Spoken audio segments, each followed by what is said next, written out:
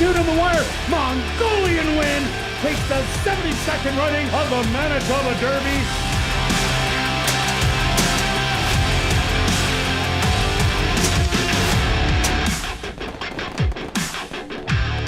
And welcome everybody to ASD Live, brought to you by Manitoba Liquor and Lotteries. Day 8 on the racing calendar. Quick look back at yesterday's racing action. Who was hot? Well, Jorge Carreño was. He had a couple winners on the card, but really what we saw yesterday was speed not dominating. Only one horse going wire to wire in the 7 races. It was the stalkers and deep closers that were getting the job done.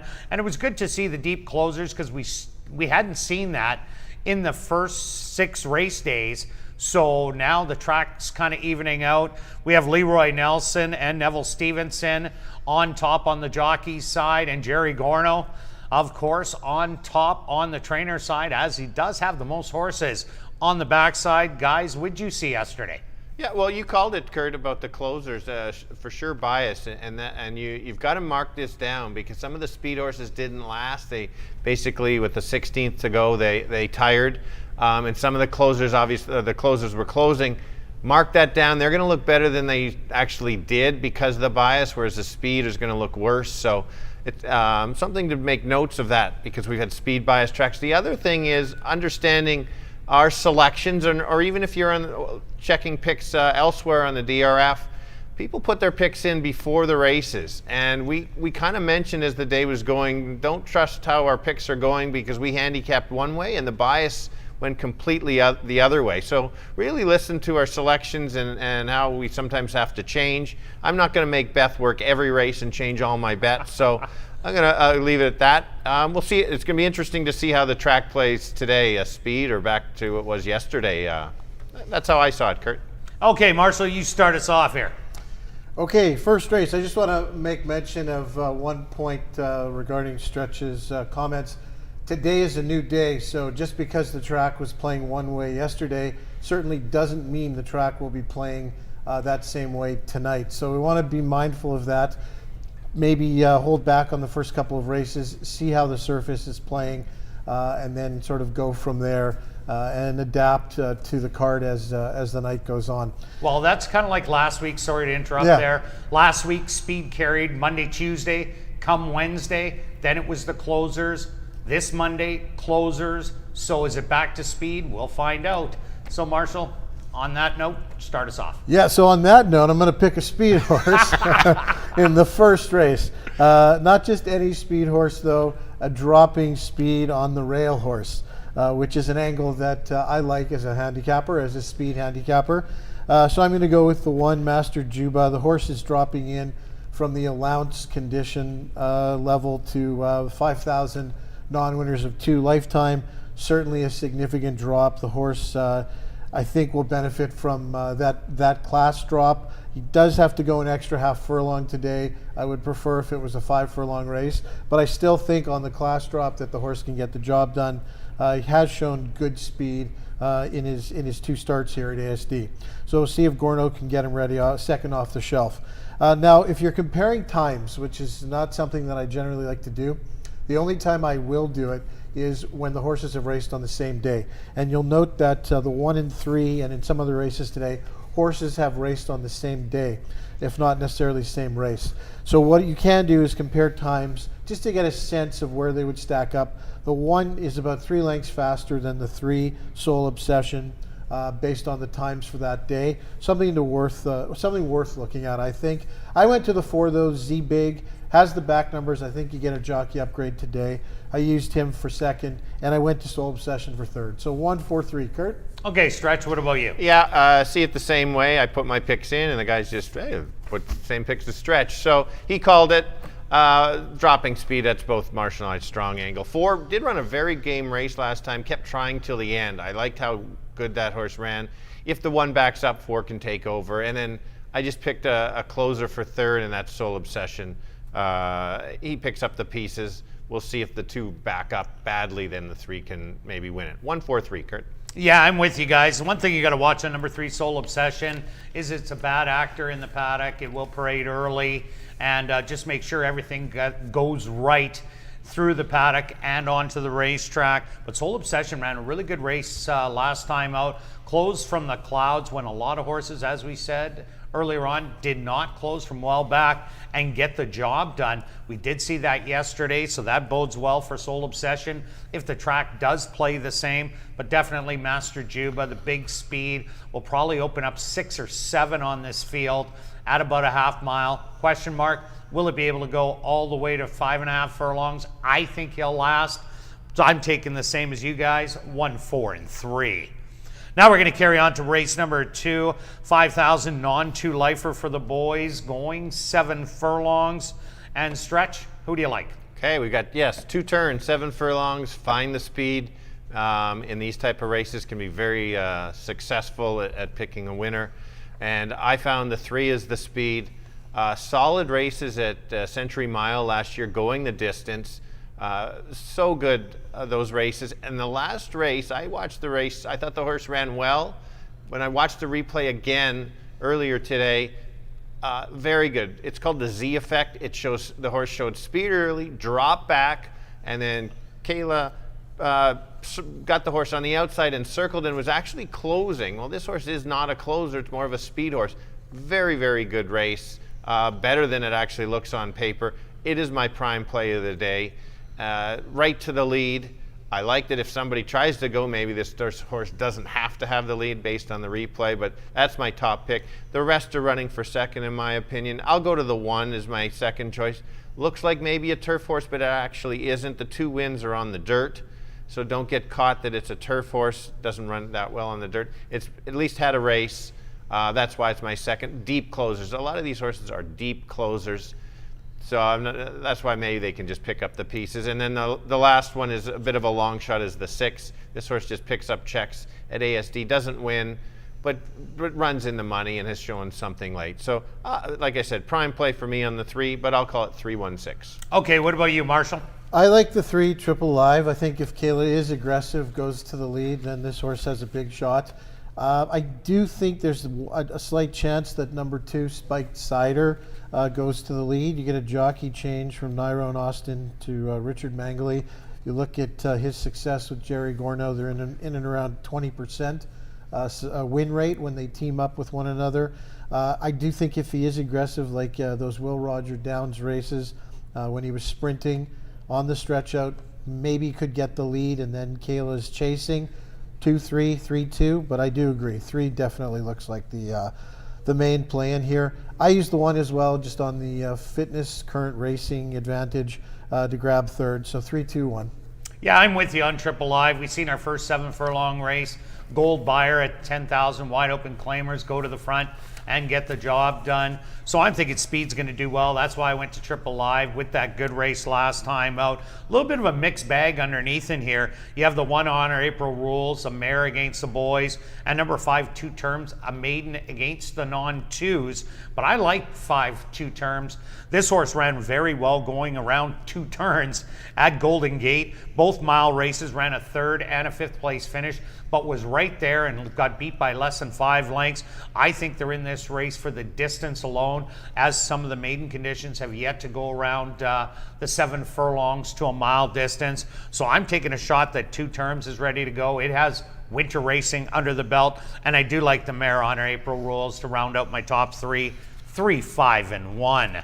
Carry over to race number 3, jackpot pick 5 time. The pool carryover just under $50,000. We have a maiden allowance race for 3-year-olds and up. And Stretch, you're going to start things off. Yeah, thanks, Kurt. Yeah, I'm going to. Yesterday I didn't show a replay, and the horse ended up winning. I thought I really got to show the replay in this race. I'm going to set up the replay just before we show it.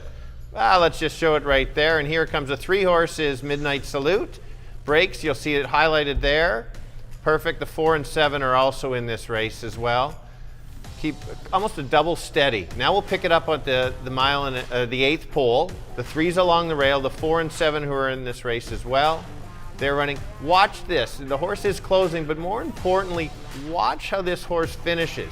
He continues to just stride out. Looks like he's still got horse. The horse that's in first is Newell, who came back and ran a very, very good race. Didn't win, but moved up and won. Look at this gallop out. The 3 ends up going by.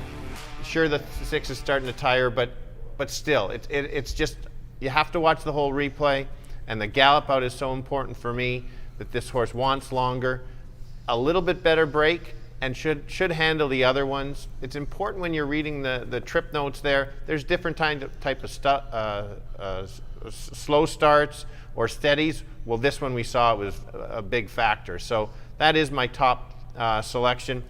The 2 also has a 4 furlong work, so that's going to even help. My second choice is the 3, just a maintenance 3 furlong work. Should improve if the 2 breaks slow or it just isn't truly a speed horse and maybe the 3 gets loose. It's possible to steal it. And my third choice is the 1. I took this horse a little bit last time. Woodbine horse, needed a start, now has the start. So I'm going to leave it at 2-3-1. Okay, Marshall, what about you? Well, definitely lots to like on the 2. Midnight Salute. Totally left at the gate, spotted the field, I'd say 8 lengths or so, made a big sustained move, nice gallop out. So I think with a clean break today, definitely the horse to beat. There are a few other interesting plays in here. Stretch mentioned the 1, Red Astaire. We like to give the Woodbine horses a start over the ASD Surface. They bet this horse down to be the big even money favorite. I presume this horse will take some money today again as well. The 4 is a 6-year-old racing a bunch of 3 and 1 4-year-old. This horse has been off for several years. Having said that, it's Jerry Gorno, and he's got a number of good works. So who knows? Maybe someone to use underneath. And even the 5, nice final blowout. This is a well-bred, Kentucky-bred horse. Tiffany Husband had a couple of first-time starters win last year, I believe. 2 sibs, one of them broke their maiden at Belmont and the other at Gulfstream Park in maiden special weight. So the pedigree is there on the 5 also. Having said that, I used the 2 on top. Give me Peb for second, and I'll throw in the Woodbine horse for third. 2-5-1. Yeah, I'm with you guys on Midnight Salute. And also, that first week that we did run, the inside was not the place to be. And you've seen Midnight Salute come up the inside, and then after the wire switch to the outside and gallop past. Any of those horses, including Valente in the last race last night, rallied up the rail that week and kind of was just bogged down. Ended up running second in there, in a good second, but last night had the exact same trip and was an easy winner. So the rail is good now, so I really like Midnight Salute. Red Astaire, I think, will move forward off of that first start on the dirt. And Pucker, the other one out of the Shelley Brown barn, what a great race last time out. So I think that one moves forward. I got it to 2, 1, and 3. Eviscerator, the 4 horse. All these horses that haven't raced since 2019 so far in the first 7 days are over. And there's been quite a few with really good forms. So I'm going to wait for Eviscerator to get a start or 2 before it shows its best. Now we're going to carry on to race number 4, kicking off $25,000 guaranteed pick 4 wagering, an allowance optional $10,000 claimer for fillies and mares, 3 and up going 5.5. And let's start it off, Stretch. Okay, a nice competitive race, a nice allowance race as well. This is the type of race that Stevie Mack wins. She is almost a stake horse, very competitive. This is her level. She kind of owns this level, and that's where I'm starting. Very, very good tightener. You take a look at the 3 horses that she lost to, all of those horses would be big favorites in there. Ran such a nice first race, then comes back with a nice work to get in there, just to set her up to make sure she's right. Should get the stalking trip. She is going to be the favorite, but she's just a great horse to watch, one of my favorites, and I think she should win. Who can maybe beat her? I lean to the 2 horse. This horse is an improving horse. Has been about 3 lengths behind Stevie Mack in the last year, but Stevie Mack's getting a little older. This one maybe moving into her prime racing age, so maybe the gap closes. Did win early last year. It was weaker, but this horse does still have room to improve. And then the last one is the 6 horse. If the 6 horse had a recent tightener, I would probably have this horse in second. The figures are there. This horse belongs at this level. I'm just basically going to give this horse 1, but I will be betting this horse later in the meet, especially at this level. So I'll go 4-2-6. Okay, what about you, Marshall? Yeah, I definitely am on the Stevie Mac bandwagon. This horse has been a win machine in ASD. Like the 4 furlong work coming into the race, that was a massive tightener against 3 top quality stakes fillies here at ASD. So I think this is Stevie Mac's race to lose. From a race shape vantage point, I think Lil Miss Zach is the speed of the race. Again, jumping up from a Manitoba claiming a race to this. She did race at the higher level, 10,000 non-winners of 2 Life, 12.5 non-winners of 3 Life last year, or 2 years ago rather. So she does have some quality, but I just think Stevie Mac will run by her in the lane. I actually like Sesame, the 3, quite a bit in here to run second. The horse did race with Stevie Mac last year, first start of the year, was just about 3 to 1 on the board, ran a very competitive race in there, was pressing the lead, and then just Stevie Mac ended up beating her by a few lengths. But I think if we see a repeat of that, has a couple good 5 furlong works coming into the race, I think the 3 could be right there near the wire. So 4-3, and I threw the Woodbine horse in for third. Again, don't think they can win first start here, but there is some quality there, so I think could get third. 4-3-1. Yeah, it's definitely Stevie Mac, the one to beat in here. I love that she's adopted that off-the-pace running style. She used to be run and gun, catch me if you can, and the odd speedball would hook up with her and soften her up for someone to rally. But now she's a tactical speed horse, and definitely that last race, only beaten a length and a half to the best mares on the grounds, going into this first level, and she is protected under the waiver. This is a dream spot for her. You got to beat her in here. I also like Lulu's Lightning, good running style. Coming from off of it, a good win last time out at Turf Paradise. I expect this horse to show big in this race. And my third selection is Dazzling Gold. She ran good last time out, chasing after the speed and then faltering late down the lane. That's a great tightener for her. Expect her to run better, and a little bit better puts her right up there in the end. But I'm taking 4, 6, and 2. Now we're going to carry on to race number 5, a $5,000 maiden race for fillies and mares, 3 and up, going 5.5 furlongs. And Marshall, you're going to get the pick first. Okay, this is the toughest race on the card for me, the most wide open race for sure. I think there's a number of different horses that have chances in here. Looks to me like it'll be a fast pace. There's some speed on the 2. The 6 pressed the 8 last time, and of course the 8 Storm Squall. The problem I have with Storm Squall is that while the horse is certainly very quick, at 5 furlongs she seems to hit the brakes, and I'm not sure that the added half a furlong is going to do her, do her any great service today. So really, she'll be well bet again. She'll probably go off as the favorite, but I'm going to be looking to beat her. I took the 1 Gold Shaft. This horse had a slow start, was charging late, went by everybody right after the wire, galloped out really nicely. She will appreciate the added ground today, and I expect the same kind of race, saving ground along the rail. Kayla will be running late. Certainly won't have to make up that many lengths though, same as last time, because I don't think, I presume she'll get off to a better start. So I used the 1, and then again, pretty wide open. You could go with the 5. Pick any one of these horses, the 4, the 7. I'm all over the map, but give me the 1 on top. I'll tell you that much. Okay, what about you, Stretch? All right, I agree with everything Marshall said. It is my least favorite. Agree on the 8, that extra half worries me. He said exactly my notes here on the 1. I'm on the 1, same kind of thing, especially if it's a bit of a closing track. The only one that I added is the 2 horse. I know all the other horses, how they raced. 2 is the unknown. If I thought it was only 1 and 8, so my unknown is the 2.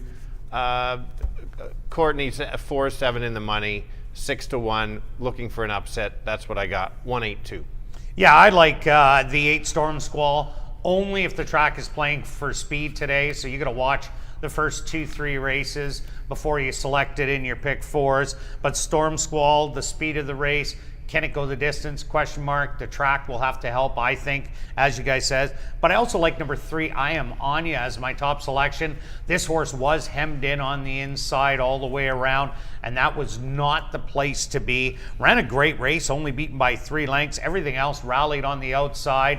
This one had to do the rail trip all the way around. Has tactical speed to stay close to Storm Squall. So I think think Iamania, a great long shot in here, who's going to have the first shot to go past Storm Squall as they hit the head of the lane, and Home Early Shirley, another one with a little bit of a long shot play, but I like 3, 8, and 5.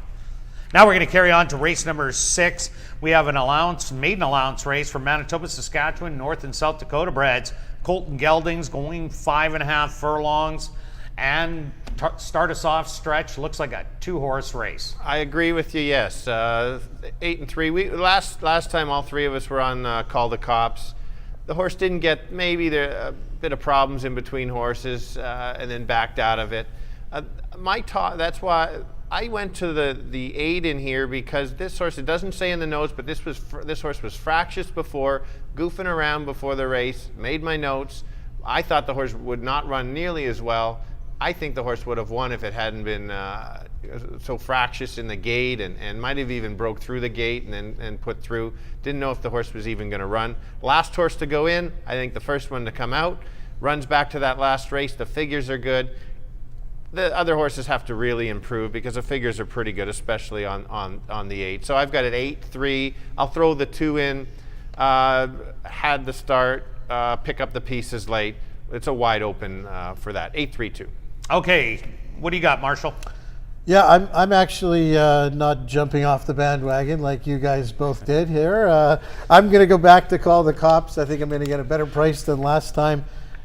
So we'll see what happens. I think today with the jockey change, we're going to get a more aggressive ride. At least I hope that's the case. Having said that, Call the Cops was in between horses last time. Impressive Sense was on the inside. Not Afraid was on the outside. A lot of horses, especially at a young age, don't like to be in the middle like that, so I'm going to give him the benefit of the doubt. I think if he gets the lead today, it could be a different story. He turns the table on the 8, Not Afraid.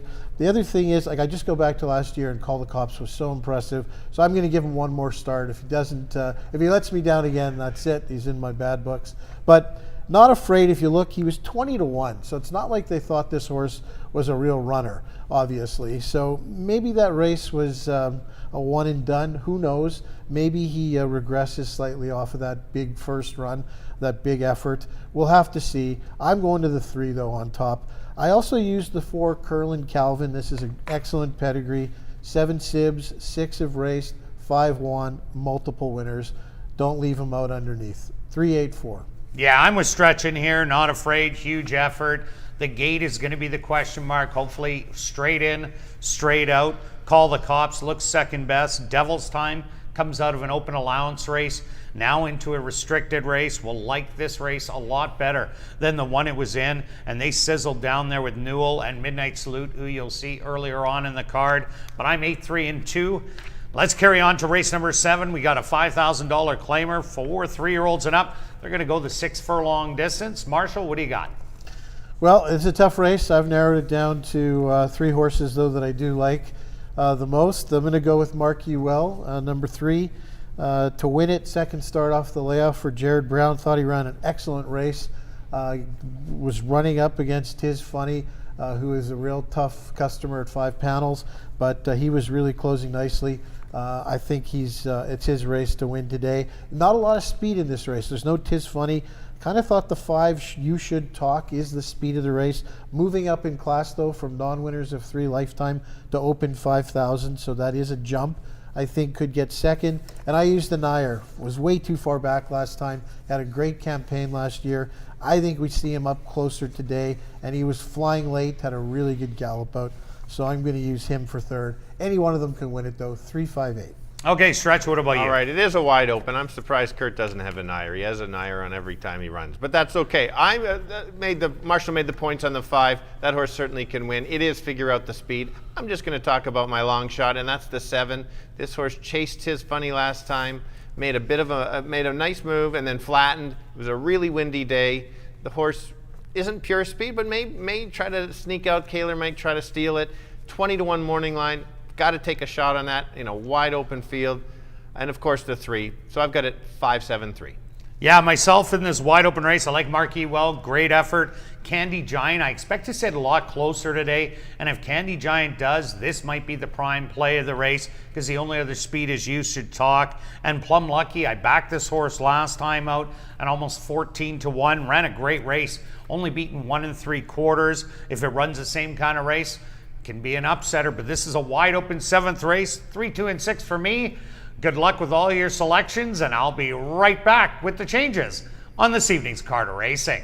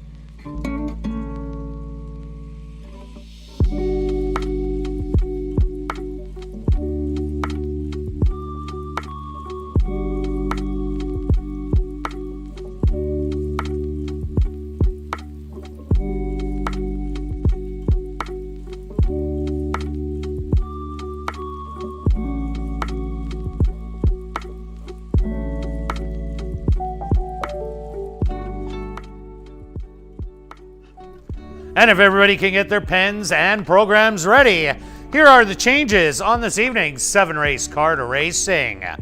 Turning your programs to race number 1, just a couple overweights, which are on your monitors. Now turning your programs to race number 2, also just a few overweights. Now turning your programs to race number 3, kicking off jackpot pick 5 wagering with the carryover just under $50,000. Number 4, Eviscerator. Make the owner Mike Powers. Also number 4, Eviscerator, is running as a first-time gelding. That's race number 3. Number 4, Eviscerator, the owner Mike Powers, and will race as a first-time gelding. Now turning your programs to race number 4, kicking off $25,000 guaranteed pick 4 wagering. Just a couple overweights. Now turning your programs to race number 5. In race 5, number 3, I Am Anya. The ownership should read Devin Gittins and Gregoire Milavez. That's in race 5, number 3, I Am Anya. The owner, Devin Gittins and Gregoire Milavez. Now turning your programs to race number 6. In race 6, number 5, Crowned Royal, the owner, Arneson Farms. And number 7, Happy Harley, make the owner, Shelley Brown, Larry Falloon, and Alex Morse. That's race 6, number 5, Crown Royal, the owner, Arneson Farms. Number 7, Happy Harley, the owner, Shelley Brown, Larry Falloon, and Alex Morse. Also in race 6, number 4, Curling Calvin. If you have the program and not the racing form, it is missing a work in the program on June the 5th.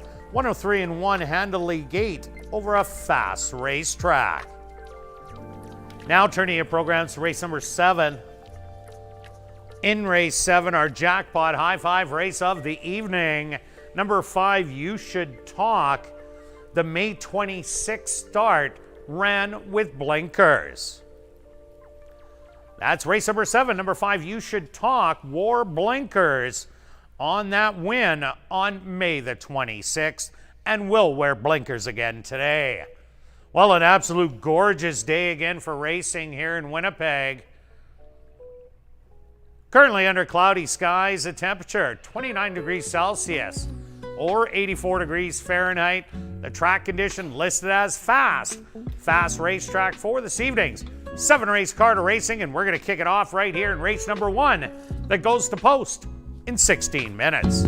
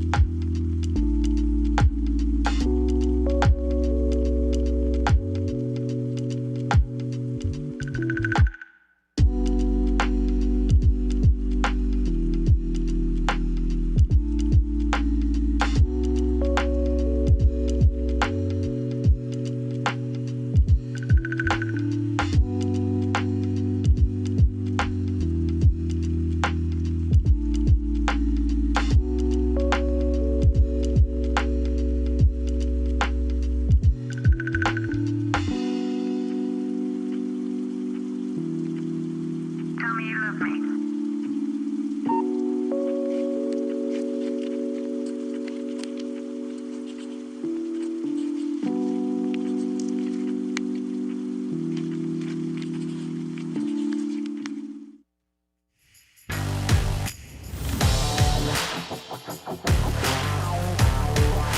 And welcome down to the paddock for race number 1. We're going to kick off the Tuesday evening card of racing with a $5,000 claimer for 3-year-olds and up that are non-2 lifers. Going the 5.5 furlongs. Marshall, what do you got in here? Well, we were talking on ASD Live that speed was not really holding last night. I think we had one winner from 7 races go gate to wire. Tonight's a new night. Today's a new day of racing, so we'll see what happens. I am going to go to the speed in here in the first race. The 1 horse, Master Juba, dropping in from the allowance condition, non-winners of 2 lifetime into this 5,000 non-winners of 2 lifetime. That is a significant drop in racing that we all like, an angle that we all like, and I think that even though the horse has to go an extra added half furlong in here, I just think the class drop will accommodate that. So I think Master Juba, Caleb Pizarro jumps on board today, goes right to the lead.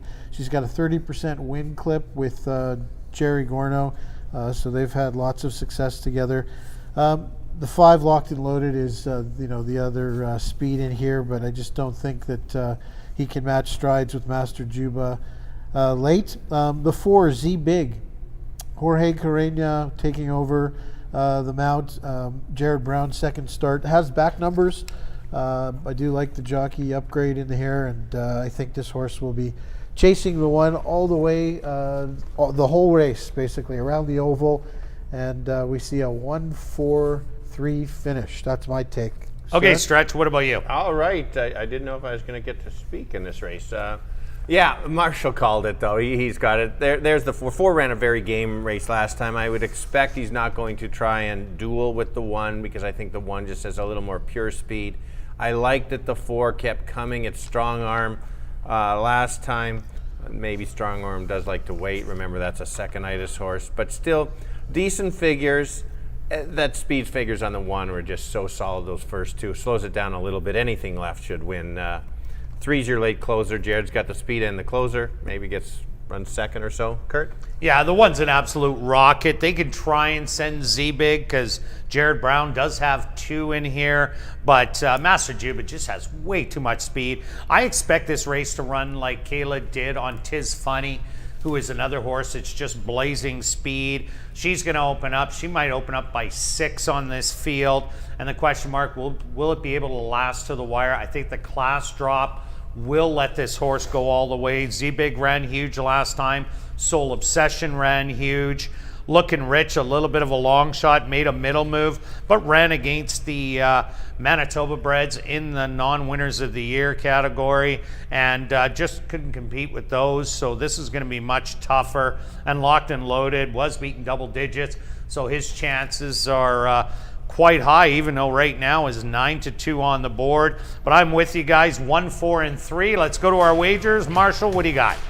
Gonna kick off the card with a $10 double wheel. Key the 1, and I'll take 2 and 3 in the next leg. Okay, Stretch. Yeah, just a little bit of an exactor here, and nothing too big. $10 wheel. 1 with the Jared Brown horses, 3 and 4. And myself, I'm going for the $20 early double. Taking number 1, Master Juba, the speed, with the speed of the next race. Number 3, Triple Live. Good luck with all your selections here in race number 1, and we'll see you back for race 2.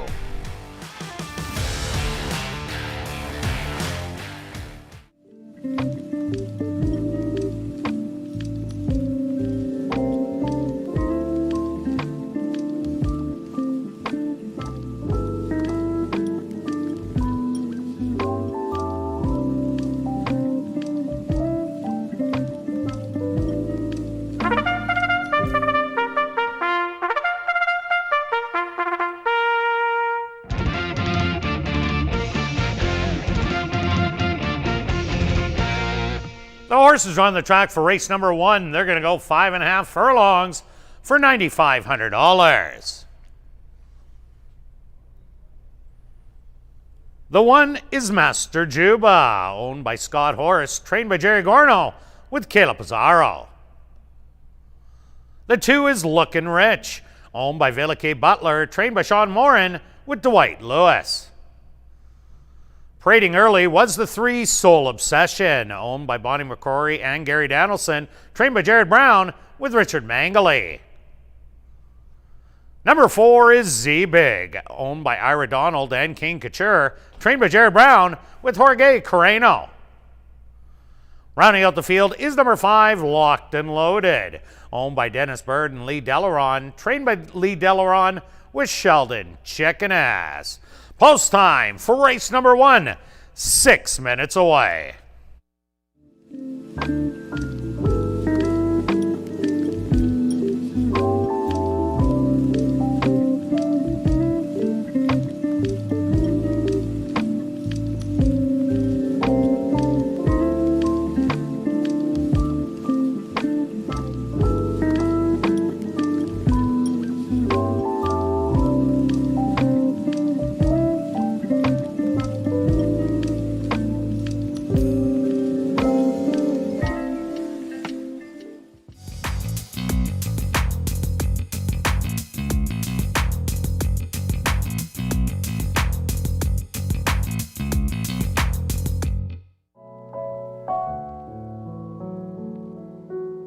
What celebrity would you rate a perfect 10?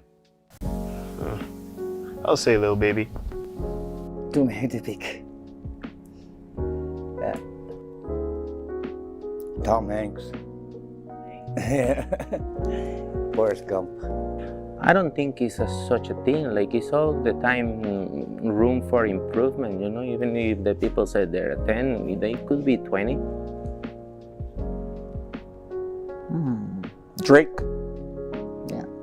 I don't really pay attention much on that, like TV or stuff like that. I don't watch much TV, you know, other than racing. That girl from The Hunger Games.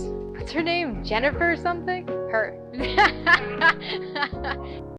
LeBron James. LeBron. Yeah, sure. LeBron James. I boost Rihanna. Yeah. I was waiting for that answer.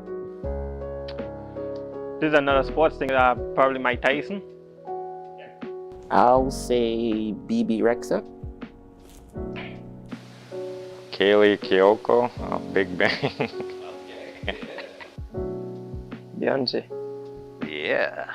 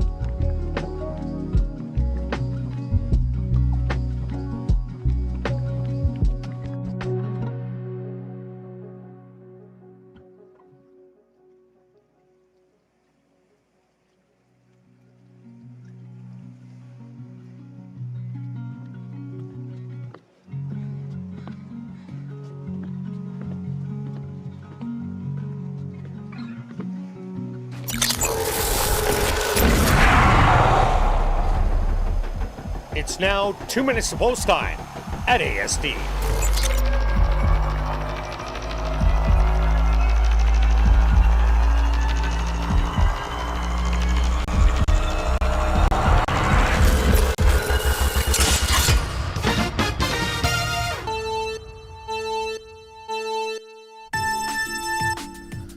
Well, Today's first looks to me like there's a solid handicapping angle at play here. That's the one, Master Juba, dropping speed on the rail. This horse is dropping in from the allowance N2L condition to 5,000 N2L. It's now or never for me on the one. Stretch?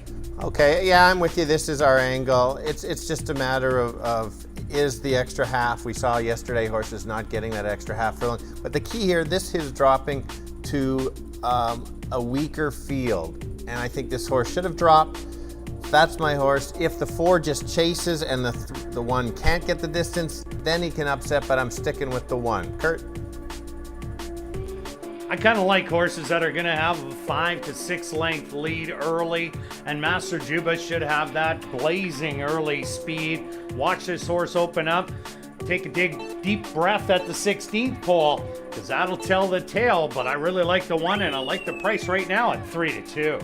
Good luck in race 1.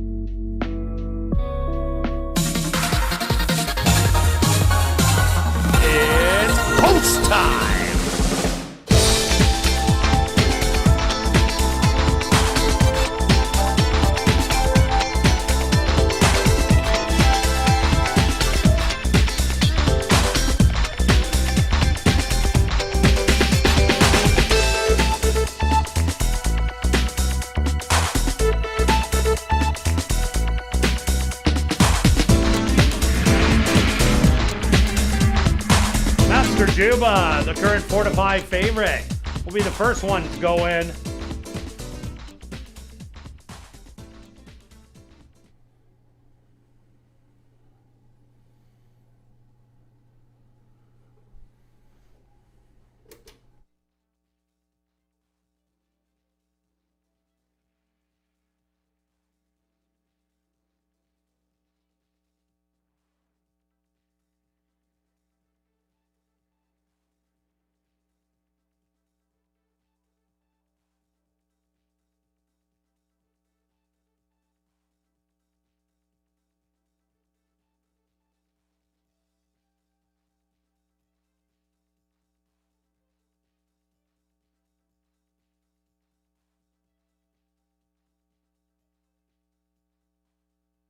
Master Juba will now be loaded with outrider Kayla Pizarro. Once Master Juba is in, she'll climb back aboard.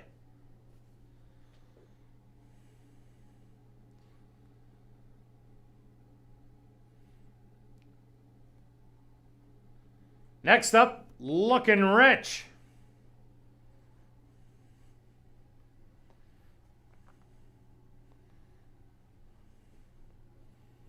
He's now in. From the middle, Soul Obsession steps up.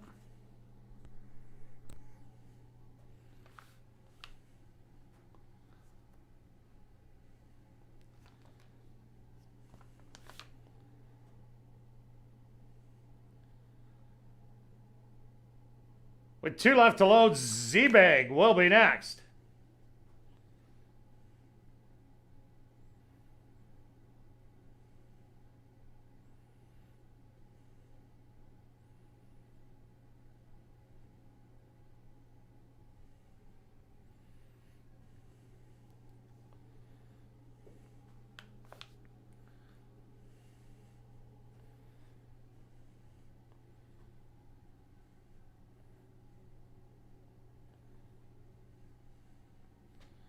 Z-Big almost in.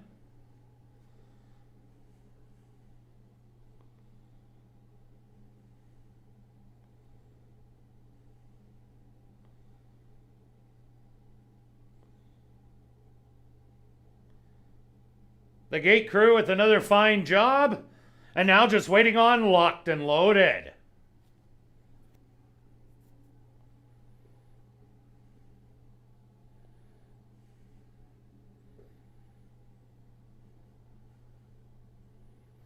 They're at the post.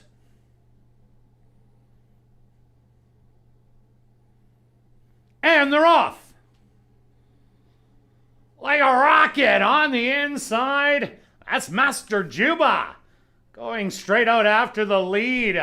Locked and Loaded. Hard ridden to keep up to Master Juba. A gap of 6 lengths back to Soul Obsession on the inside. Z-Big on the outside, and another length to the trailer, which is going to be Looking Rich, who's about 7 off of it. The opening quarter, a quick 22-4. Master Juba now opens up the advantage by 2. Sneaking up the inside, Soul Obsession with dead aim on Master Juba back to 3rd. Locked and Loaded, then Z-Big and Looking Rich. They hit the head of the lane. Master Juba with a short lead. Soul Obsession on the outside, now taking over and powering on by. Soul Obsession, 1190 on the board in cruise control. Gonna win easily by 5. Second best is Z-Big. Third's gonna go to Locked and Loaded, and 4th to Master Juba.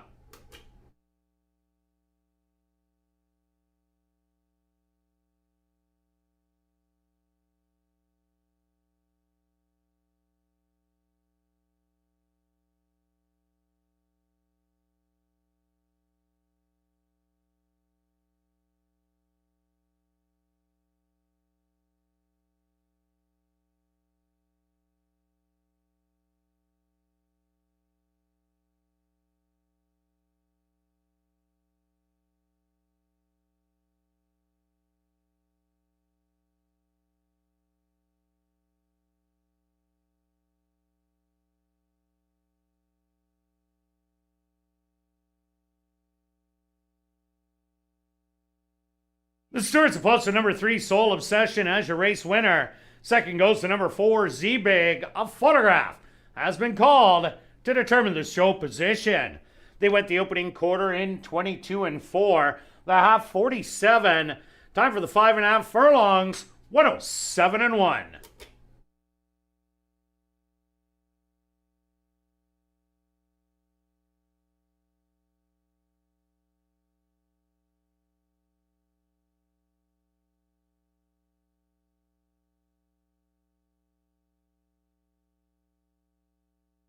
Results of the photo show number 5, Locked and Loaded, finished in 3rd.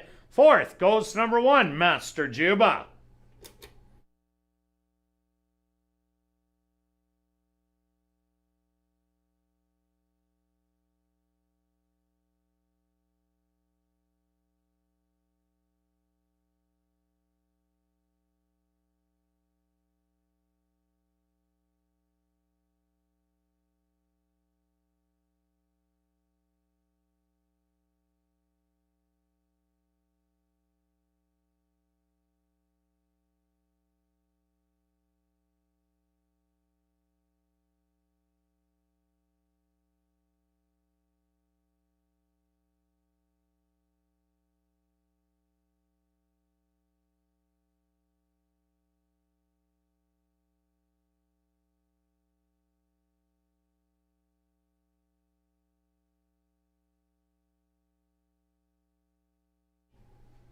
Now entering the winner's enclosure, the official winner here in race number 1, that's number 3, Soul Obsession.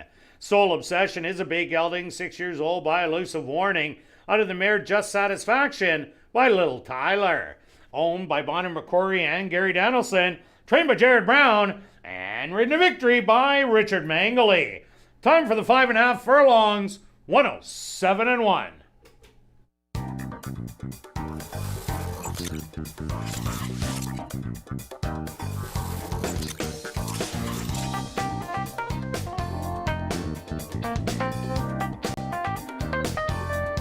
Race 1 is official in the upcoming second race.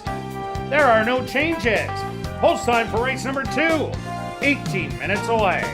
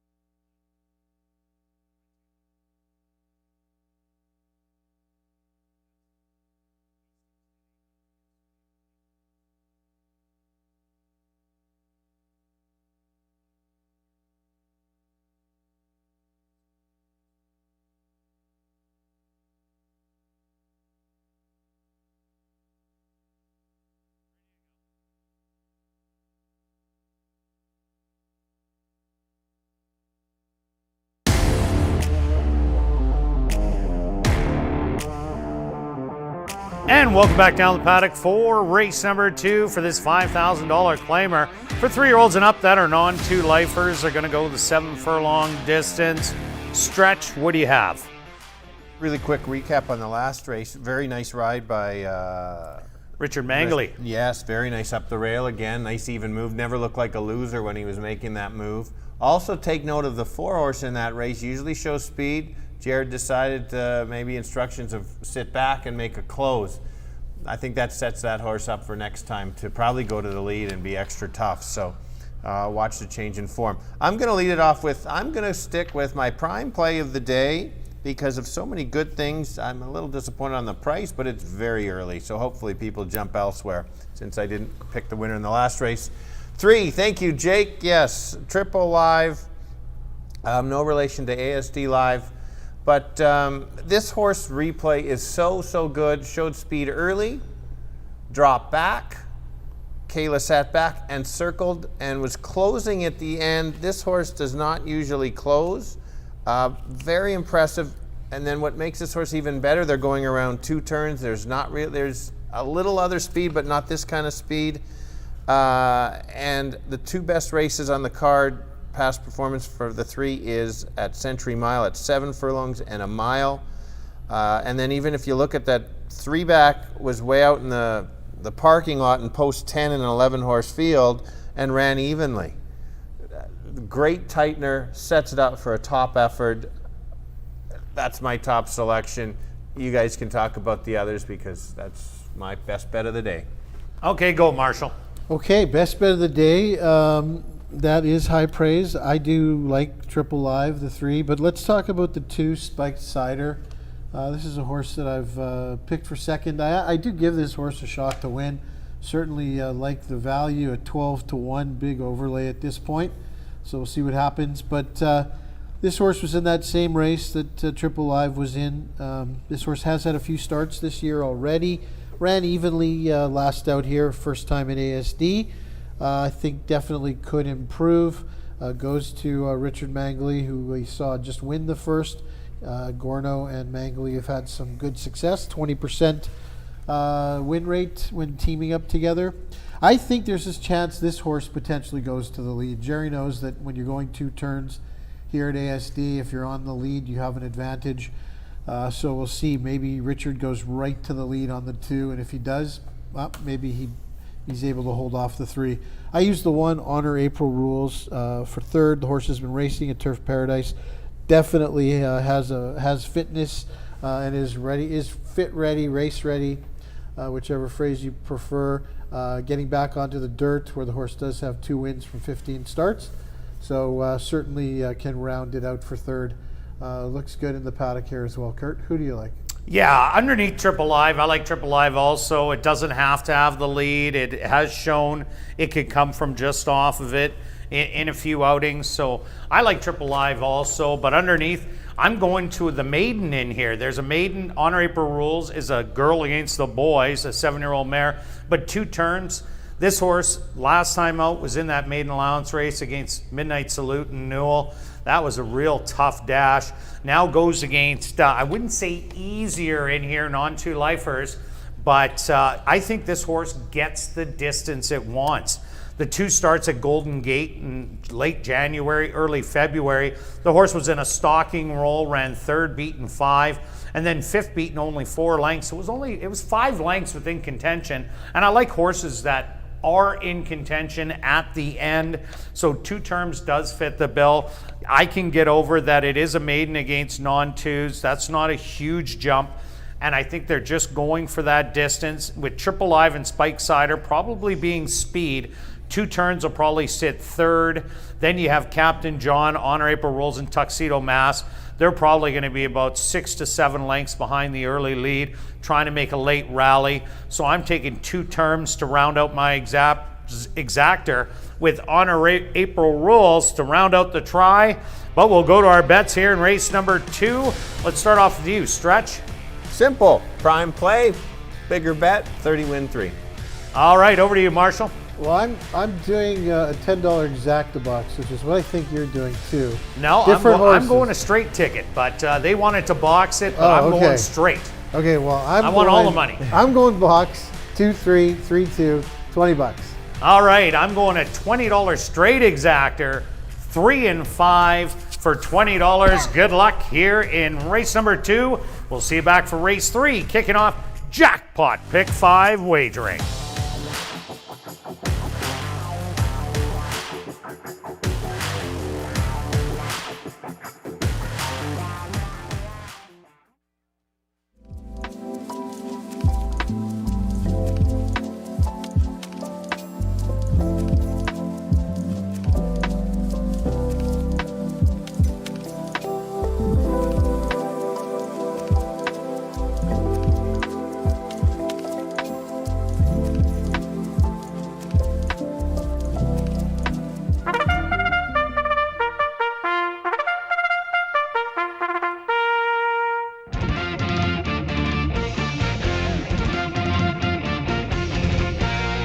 The horses are on the track for race number 2. They're going to go 7 furlongs for $9,500.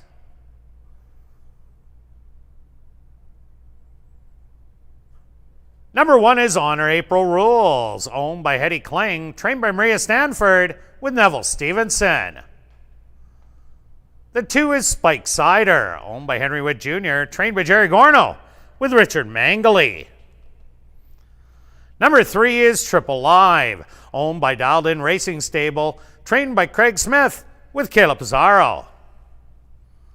Number 4 is Tuxedo Mask, owned by Keith Wright, trained by Wendy Anderson with Leroy Nelson. Number 5 is Two Terms, owned by A2 Racing and Hannah Diltz, trained by Michael Nault with Shamari Muir. Rounding out the field is number 6, Captain John, owned by Louise McCallum and Elton Dickey, trained by Elton Dickey with Nyrone Austin. Post time for race number 2, 5 minutes away.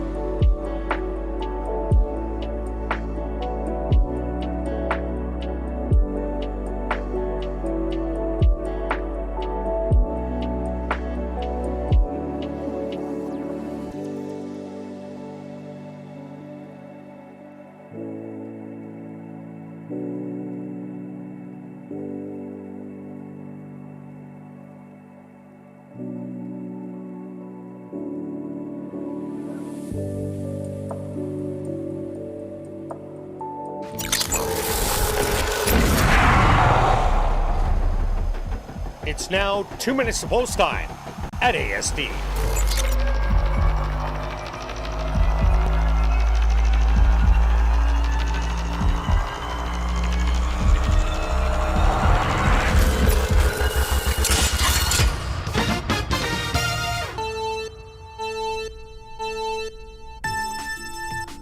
We're going 2 turns in the second race here tonight at ASD. The question for me is who's going to the lead?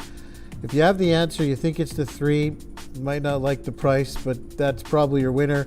I'm going to give the 2 a small shot at 10 to 1. I think this horse might go to the lead on the stretch out, maybe wire the field. Yeah, the 3 is my prime play. It's unfortunate the value is so poor. I just like so many things about this horse. I've got to maybe swing towards an exactor or a trifecta 3 with the 1 and 6. They're coming late if the 2 presses. The 1's got the condition, sneaks in for second, gets you maybe a little bit of an exactor 3, 1, 6. Kirt. Yeah, I also like the 3 triple live in here. But again, 1 to 2 on the board. So I went to the exactor to the maiden in here, number 5, 2 terms. I think this horse will really like the distance. It did at Golden Gate against maidens, so I think it might stick around. So I like 3 and 5. Good luck here in race 2.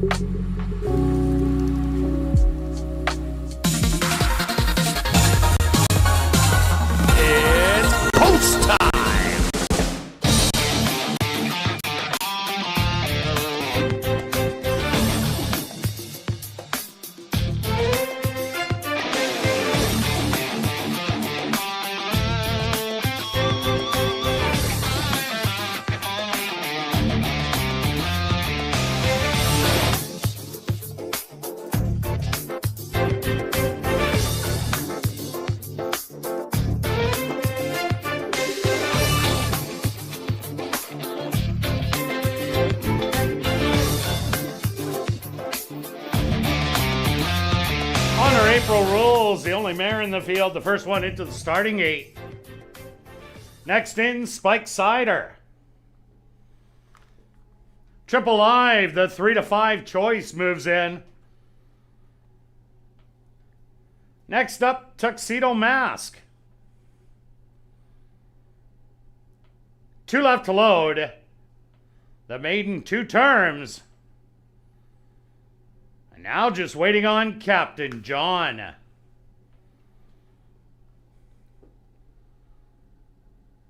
They're all set. They're at the post. Honor April rules. Fractious in the starting gate.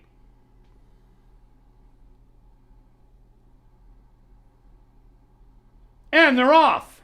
Breaking a bit slow was Honor April rules. From the outside, 2 terms shows some early speed, as does Spike Sider on the inside, who now takes hold and goes back to second. Sitting in third, Triple Live on the outside, Captain John in fourth. Hugging the rail in fifth, Honor April rules, and Tuxedo Mask is the trailer. About 6 off the early lead. The opening quarter, 25-3, and 2 terms is in control by 2 lengths. Spiked Cider sitting in behind in second. Triple Live starting to creep closer in third. Captain John still on the outside, 4 wide in fourth. 3 more lengths back to Tuxedo Mask, and Honor April rules has about 10 to make up. The half sped up 50 seconds. Still on the lead, 2 terms is digging in and widening by 2.5. An all-out drive by Spike Cider. 3 wide, Triple Live has lots of work to do. Coming up the rail, Tuxedo Mask with life. They hit the head of the lane, and 2 terms trying to take it gate to wire. Has the longest shot on the board, but is going to the outside fence. Triple Live with life left. Triple Live going to the wire, and it's gonna take it. 2 terms second best. Third's gonna go to Spike Cider, and fourth to Captain John.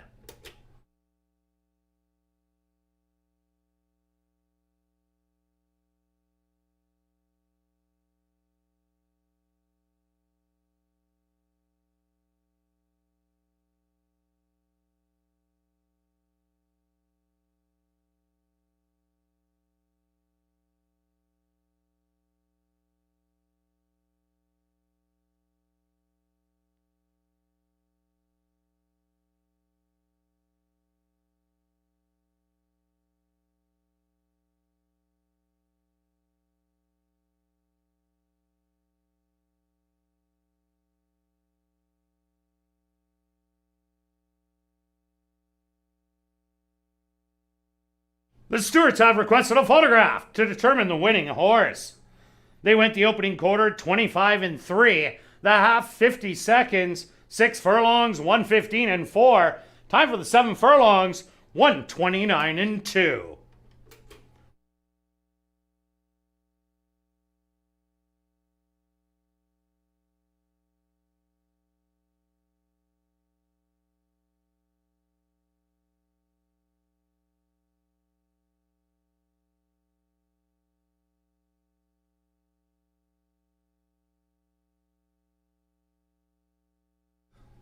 The stewards have posted number 3, Triple Live, as your race winner. Second goes to number 5, 2 terms. Third to number 2, Spike Cider. And fourth to number 6, Captain John.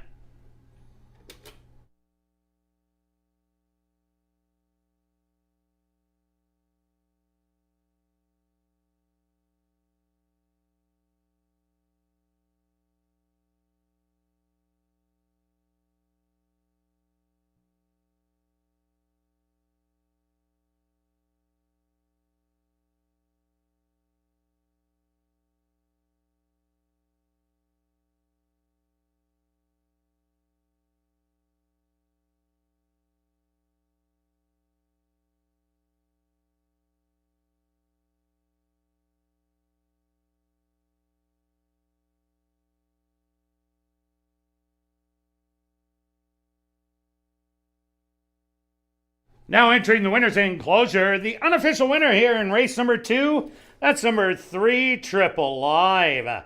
Triple Live is a big gelding, 4 years old by Algorithms, out of the mare Silver Star by Silver Deputy, owned by Dialed In Racing Stable, trained by Craig Smith, and ridden to unofficial victory by Caleb Pizarro. Time for the 7 furlongs, 1:29-2.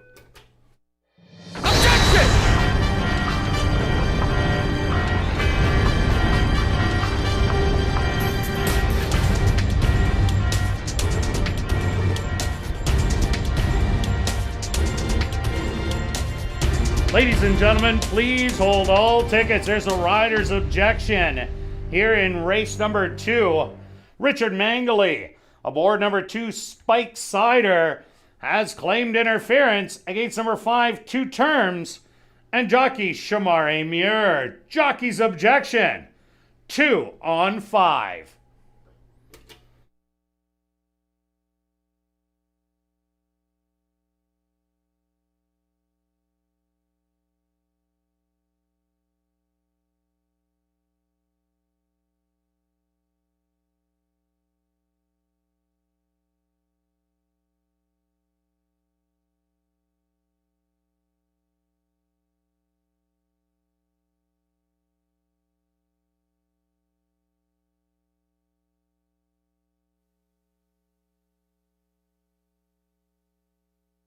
Ladies and gentlemen, after reviewing the films, there will be no change. 3-5-2 will become official.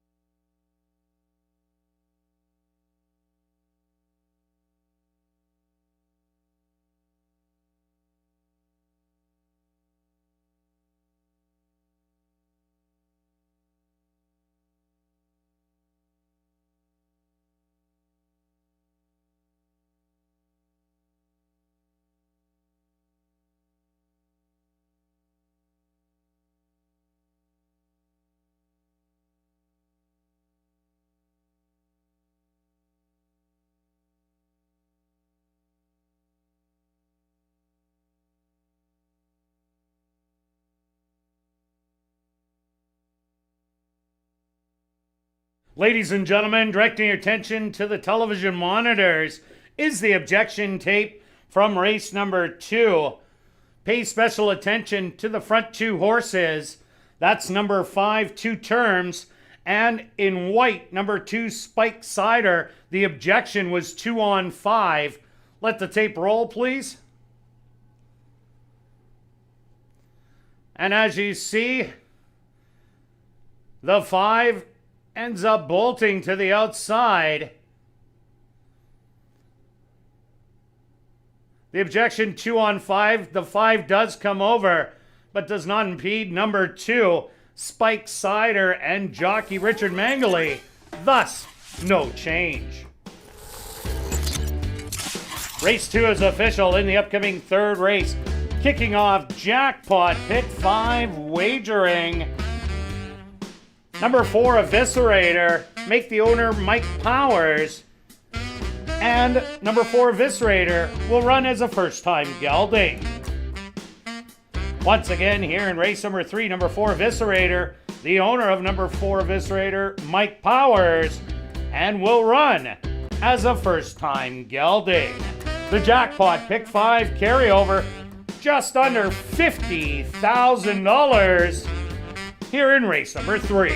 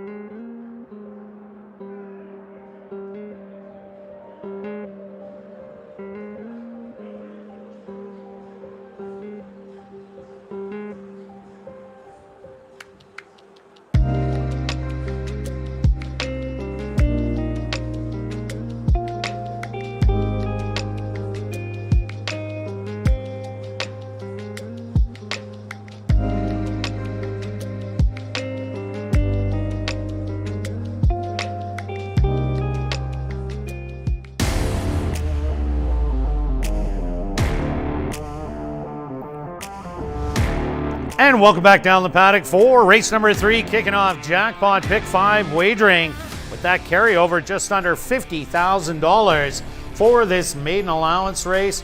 For 3-year-olds and up, they're going 5.5 furlongs. And Marshall, you're going to start us off. Okay, well, big winner. Kirt, way to go, man. That was a very nice $20 straight exactor. Very eventful race. Very nice score. No doubt. And if the 5 got there, I would have had to give it over to our crew on the back there that gave me the box. That's and right. I corrected them. And if it would have went the other way, it would have been box cars. But ended up getting it in the end. Okay, who do you got in here? Let's keep on going. Yeah, so race 3, kick off the pick 5. Just under $50,000 carryover.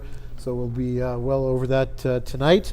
The 2-horse Midnight Salute on ASD Live Stretch showed the replay on this horse. If you have a chance on HPI Bet, check out this one's debut. Steadied at the break. Really, it was like a double steady. The horse just broke really poorly, then ended up steadying, spotted the field maybe about 7-8 lengths, but made a really nice sustained move. Came up the rail. It was a bit of a dead rail that night, and the horse galloped out past the winner. This is definitely a runner, so we'll see. Value obviously isn't there today, but that's what happens, right? So 3 to 5 might be a single in your pick 5. If you want to scoop the pool, you probably want to use one of these other horses. So let me just mention the 5 Peb, excellent bred horse, Kentucky bred. Nice final blowout, 36-4 coming into the race. 2 Sibs, one broke their maiden at Belmont, the other at Gulfstream Park, both in maiden special weight. So some runners in the family for sure. Stretch, where are you going in here? Well, the other one, yeah, like you mentioned, I showed the replay, and I really watch a lot of replays. But I'll talk about the 3-horse. The horse showed speed, chased the speedy Newell, who came back, didn't win yesterday, but ran a very good race, showed speed again. If the 2 is not a great breaker, we had a horse yesterday that could have been a replay, and then again didn't break very well. Chance that maybe out of the horses that have run, don't show that much speed. So who knows? Maybe the horse can get loose. This is what happens when you see a big replay. Everybody jumps on board, and it hurts the price a little bit. But that would be my upset. I'll let Kirt talk about a few others. I will make one small point that there has been a horse that has won that raced in 2019. It was Little Miss Zach. Oh, that's right. That on a massive drop. That was a drop as well. So that they're rare, but they do show up. This horse has works. The 4-horse. Let's take a quick look. Give me more airtime here by just taking a look. There's no blinkers. Don't think there's any blinkers there. All right, Kirt, go ahead. Well, they could put him on late. Jared Brown almost fooled us the other day, walked around the paddock without the blinkers, and then just before he went out, he ended up putting the blinkers back on. That was Kate's Princess, another horse that was off for quite some time, 2019. Eviscerator is running as a first-time gelding. Mike Power's own. 2 nice works coming in, 48-1, and then a gate work in 102-1. 102-1 isn't going to be quick enough to win this dash. They're going to go down the 5/8 and probably the 58 and change variety. These are some really nice horses, but Eviscerator, I think, will need one start, but if he runs back to some of those races, definitely good enough to win. But I like number 1, Red Astaire. This horse was the beaten favorite last time out, even money on the board, showed a little bit of speed stalking, and then fell back and kind of ran flat in the end. I like when these horses get a start over the racetrack, get accustomed to it, and then they show a much better effort, and that's what I expect Red Astaire to do. Draws the inside in here, which will definitely be a bonus, as the rail has been very good last week and this week. So watch this horse to sit right in behind the speed and be a competitor right until the end. So I'm taking 2, 1, and 3. Let's go straight to our bets here in race 3. We'll start things off with Marshall. Okay, $5 pick 3 wheel, single in here, single in the next leg. with 6 horses coming home. Tough third leg for me. All right, Stretch. There's a lot of alls on that pick 5. There's a few. I'm trying. So as Marshall mentioned, trying to scoop the pool. So I have to take a stand somewhere. It's getting up there with the carryover. The second leg. This is important if you're watching how I play my tickets. I've got all in the next race. That's the Stevie Mac race. So if she doesn't run her race, that's where I could potentially scoop it there. And then all in the last race, I had to take a stand somewhere. Remember, if you're looking at my tickets, you got to look at the pick 5, pick 4 to understand how some of them are played there. And myself, I'm just going basic exactor wheel, a $10 one, 2 on top of the 1 and 3. Good luck with all your wagers here in race number 3, and we'll be back for race 4, kicking off $25,000 guaranteed pick 4 wagering.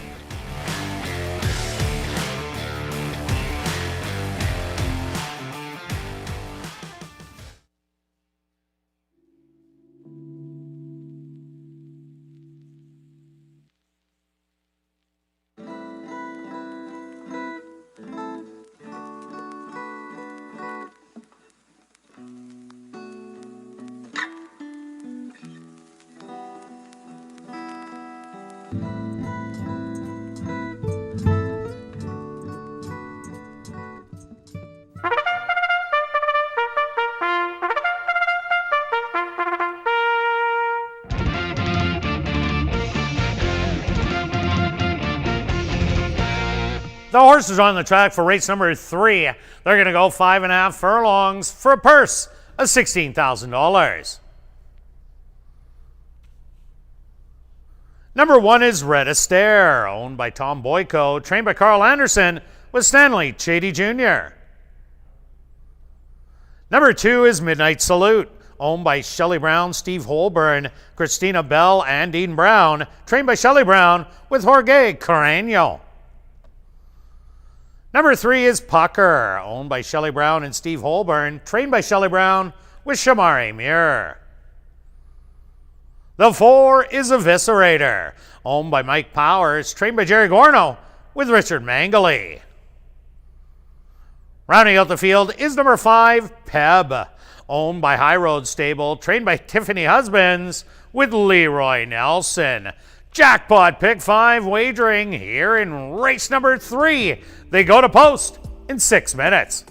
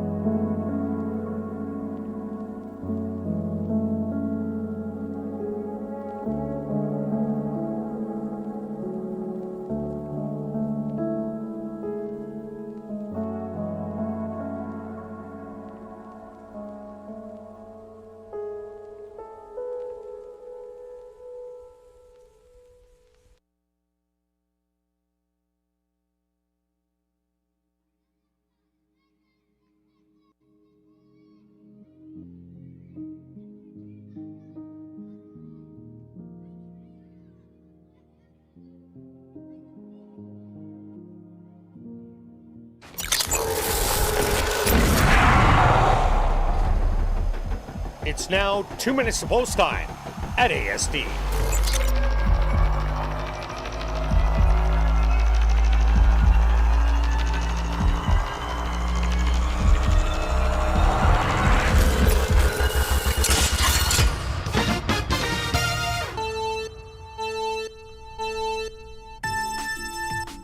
Start of the pick 5 here in race number 3 at ASD. I like the 2 Midnight Salute. Had a very troubled trip last time out. Showed he was a runner. Made a big, wide, sustained move and galloped out past the winner. If he runs back to that, I think he'll be awfully tough in here. Yeah, I'm with you, Marshall. That's the same thing. If a horse doesn't get loose in here, watch out. I think the 2 will be tough. Should improve. That late work on the 2 makes the horse improve. I would think improve even more. 3 is the horse that I thought could get loose if the 5 doesn't show speed. So I've got to leave it at 2-3-1. Kirt? Yeah, I think number 2 Midnight Salute is one of those special ones. The farther they go, the better this horse will get. Gets an extra half a furlong today. If the horse gets out of the gate, it'll be dead live to have a good chance, and good odds right now, 2-1. Good luck here in race 3.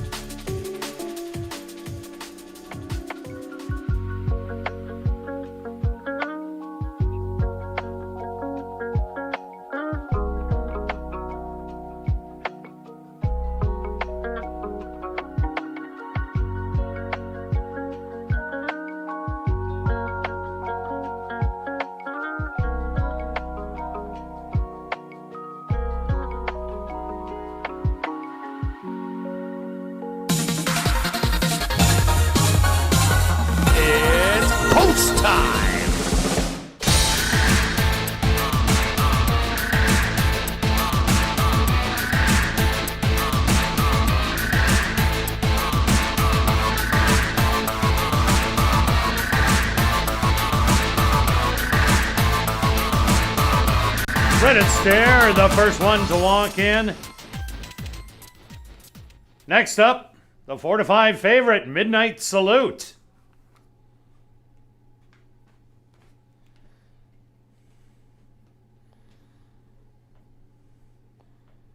Pucker from the middle. Finds his spot. 2 left to load.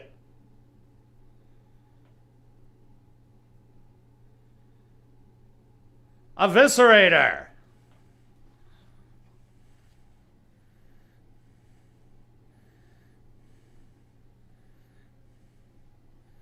Now just waiting on Peb.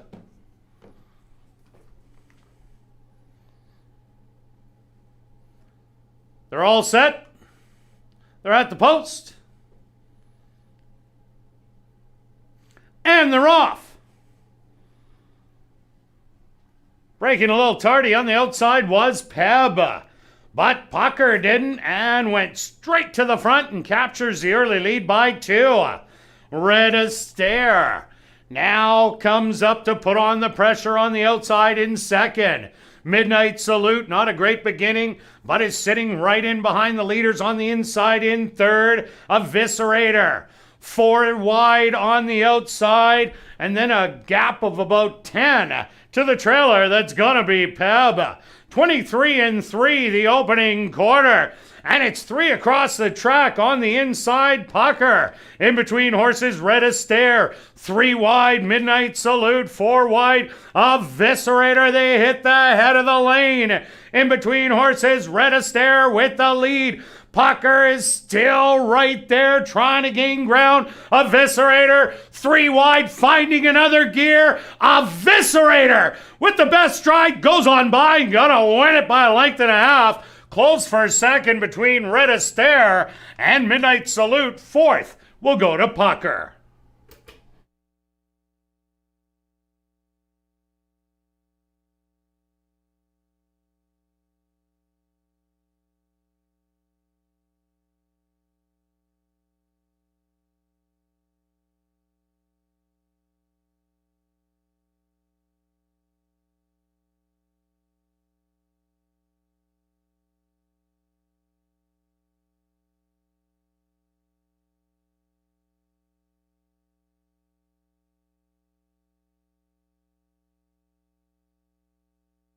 The Stewards are posted number 4, Eviscerator.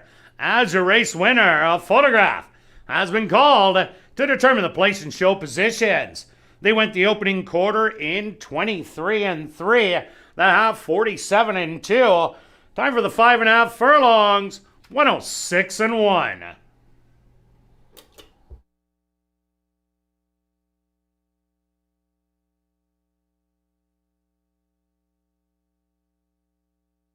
Results on the photo show number 1, Red Astaire, finishing second. Third goes to number 2, Midnight Salute, and fourth to number 3, Pucker.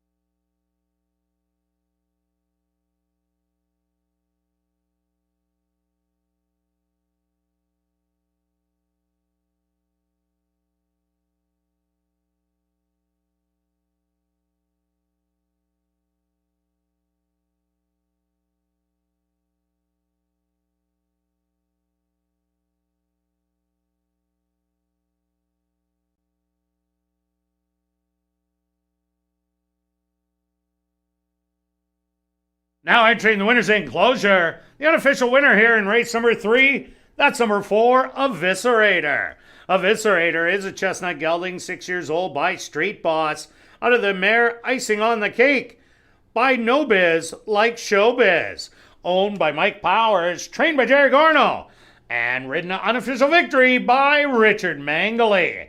Time for the 5.5 furlongs, 106-1. Should the results stand official, congratulations goes out to birthday boy jockey Richard Mangley, who scores the double. 2 wins for the birthday boy, Richard Mangley.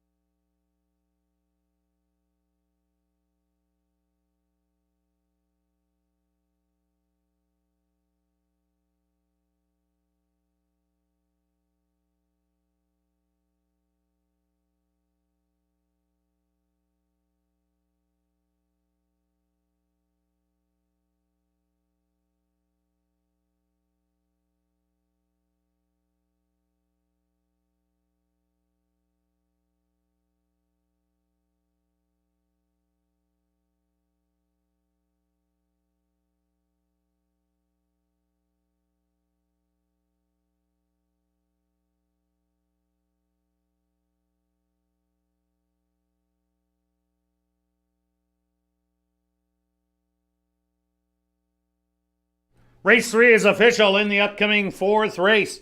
Kicking off $25,000 guaranteed pick 4 wagering. There are no changes, but we'll carry on with the rest of the legs of this evening's pick 4. Turning your programs to race number 5. Number 3, I Am Anya. The ownership should read Devin Gittins and Gregoire Maveles. That's race 5, number 3, I Am Anya.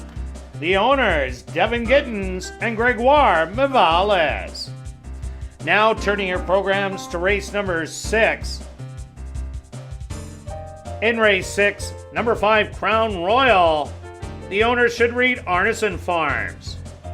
Number 7, Happy Harley. Make the owners Shelley Brown, Larry Falloon, and Alex Morse.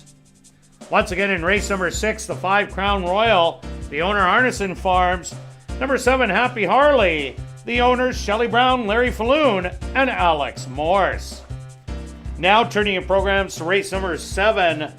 Number 5, You Should Talk. War Blinkers for the win on May 26th. That's race number 7. Number 5, You Should Talk.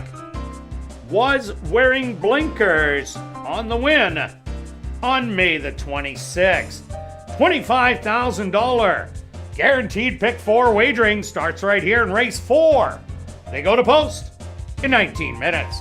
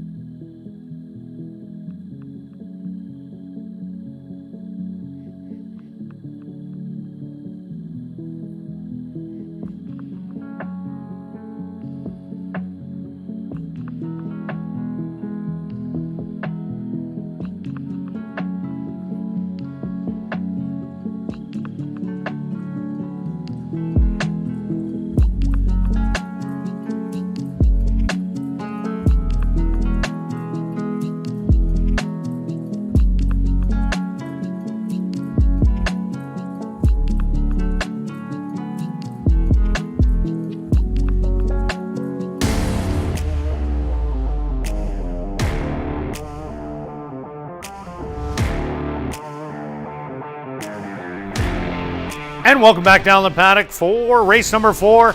Kicking off $25,000 guaranteed pick 4 wagering with an allowance optional $10,000 claimer for fillies and mares, 3-year-olds and up. They're going to go 5.5 furlongs stretch. Who do you like? Okay, so this is the level for Stevie Mack for sure.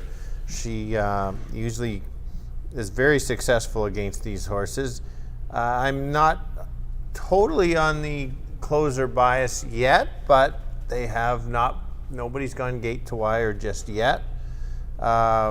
Interesting how the move. I thought again the last race briefly before we get to that again didn't break great.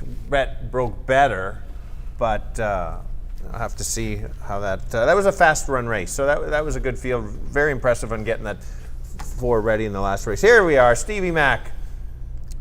One of my favorite horses. She just likes to win, and maybe she's not at her prime when she was a few years ago, but she still is a great racehorse to watch, very game. And that first start out was very impressive to be so close to the those top 3 horses, and to make it even tougher on the field is that very nice 4 furlong workout on June 3rd, just to keep her sharp. I like how Leroy's riding these days. I think he's going to probably just sit just off, similar trip to the 4 in the last race, I think, and I go from there. My second choice was the 2 horse, and I know that the 2 has not beaten the 4 before, but this horse is on the upside of the career and potentially going to improve. That first start was very good. A nice tightener against the boys, and there's races that if Stevie Mack isn't herself, maybe there's your upset, especially at 10-1, would be a great value for sure. And so I've got it 4 and 2. Okay, what about you, Marshall? Well, first leg of the pick 4, so I think you can certainly play tickets in a variety of ways. I like to group my picks as A and B selections. The 4 is my lone A in here for sure. Stevie Mack will be a single. I think there's some tougher races down the road in the sequence, so definitely getting skinny early here with singling the 4, and then spreading out some of the later legs is one strategy. If I was going to look, though, I do have a B horse in here. That's the 3 Sesame. Definitely would blow up the pick 4. Sesame, making her first start of the year, has a bunch of 5 furlong works for Craig Smith coming into the race. If you note, last year, started the year here at ASD, raced against Stevie Mack. Stevie Mack beat her. However, she ran a very credible race, finished 4th after pressing. With Neville up, I think the horse will be there early, so there's a bomber for you, Kirt. Yeah, I'm all over Stevie Mack in here. I think she fits the bill quite well. She gets in under the waiver, so you can't claim her today. That last race she ran in the Astral Moon, what a great race, beating 1.5 to the best mares on the ground, so you'll see tomorrow. Stevie Mack has a great running style, just off the pace, as that's the way we've seen a lot of the winners yesterday and even today. So Stevie Mack, the one to beat. I also like number 6, Lulu's Lightning, 4-1 on the board. Another one with an off-the-pace running style coming by way of Turf Paradise. Hasn't raced since early January, but Jared Brown can definitely get these kind ready to go at first asking. And I do like Dazzling Gold. That race last time out, I think she might show more speed than Little Miss Zach on the outside. And with her going forward off that last effort, she just might be a tough contender on the inside. But I'm taking 4, 6, and 2. Let's go to our wagers. Pick 4 time. So you're going to start us off, Stretch. Well, we have all the same key, so that should mean take all in here with everybody else. I would not play all 3 of our tickets if we were a group. But anyway, I'm taking a chance. Yeah, I'm out of the pick 5. It would have been nice to have still alive. But anyway, I've got 3 horses in the next race. I'm quite confident in the 6th race with 3 and 8. And then how I hit the pick 4 the other day, I hit the all. And that's what a ticket is, $48. All right, over to you, Marshall. Well, I'm going for it. I'm going to single the 4. Like I said, I think the rest of the legs are pretty tricky. Next race in particular. So I've got everybody except 2 horses. Then I go with 3 horses, close things out with 4. Yeah, I got the same kind of ticket as Stretch. I added a couple more in the second leg, and same in the third leg. He has all. I chucked out a couple for $40. Good luck with all your wagers here in race number 4, and we'll see you back for race 5.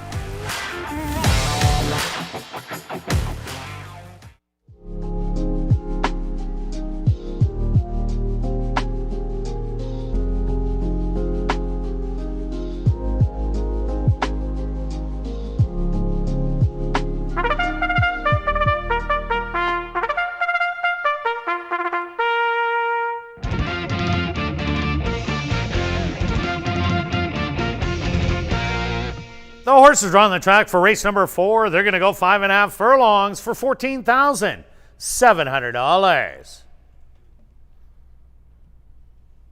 Number 1 is Aramon, owned by Dr. Ross and Brendan McKeag, trained by Carl Anderson with Stanley Chady Jr. The 2 is Dazzling Gold, owned by Starfield Stable, trained by Tiffany Husbands with Kayla Pizarro. Number 3 is Sesame, owned by Dialed In Racing Stable, trained by Craig Smith with Neville Stevenson. The 4 is Stevie Mack, owned by Shelley Brown, Scott Anderson, and Larry Falloon, trained by Shelley Brown with Leroy Nelson. Number 5 is Reason Why, owned by Henry Witt Jr., trained by Jerry Gorno with Sheldon Chickadas. The 6 is Lulu's Lightning, owned by Ira Donald and King Couture, trained by Jared Brown with Jorge Carreño. Rounding out the field is number 7, Little Miss Zach, owned by Darren J. and Stephanie Nieswag, trained by Jerry Gorno with Richard Mangley. $25,000 guaranteed pick 4 starts here. In race 4, they go to post in 6 minutes.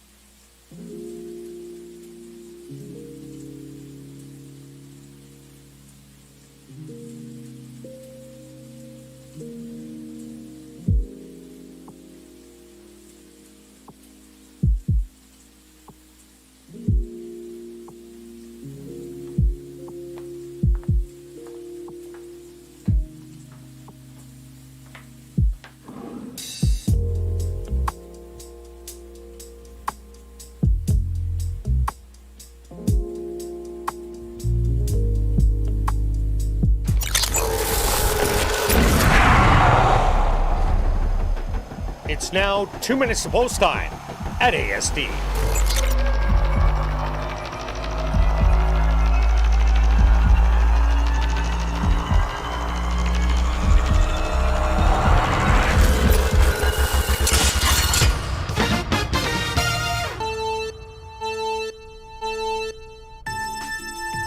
Well, it's the start of the pick 4. I think the race goes through number 4, Stevie Mac. You take any of those last 3 horses she raced against, put them in here, and they're 1 to 5 on the board. Those are all stakes quality mares. Nice interim work on June the 3rd. All systems go for the 4, Stevie Mac. The 4 stays out of trouble, stocks should take over. Horses as an upset, especially at 15 to 1, is maybe the 2 horse, and potentially an improving horse. Won a couple stake races early. 4 years old, chance this is kind of their year that could improve even more. 15 to 1, 16 to 1 worth a shot. Kirt? Yeah, I also like Stevie Mac a lot in here. She fits the racetrack where closers are getting the job done, and she has a good stalking effort. She won this condition twice last year, including the second level of allowance above that. She's the one to beat. Good luck here in race 4.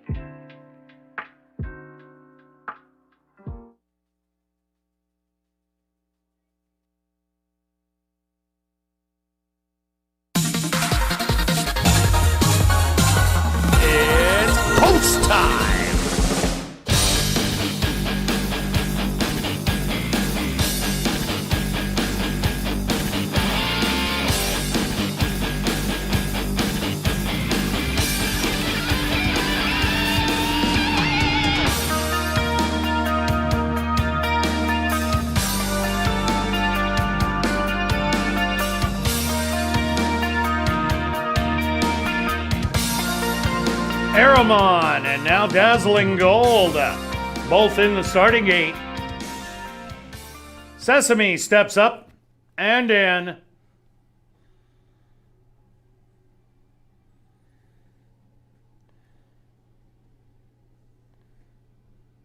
Reason Why will be next.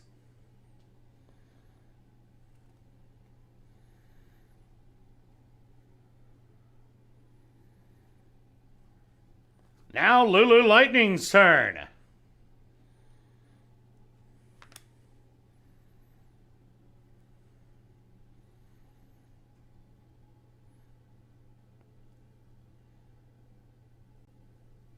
Two left to load. The even money choice, Stevie Mac. Now just waiting on the outside for Little Miss Zach.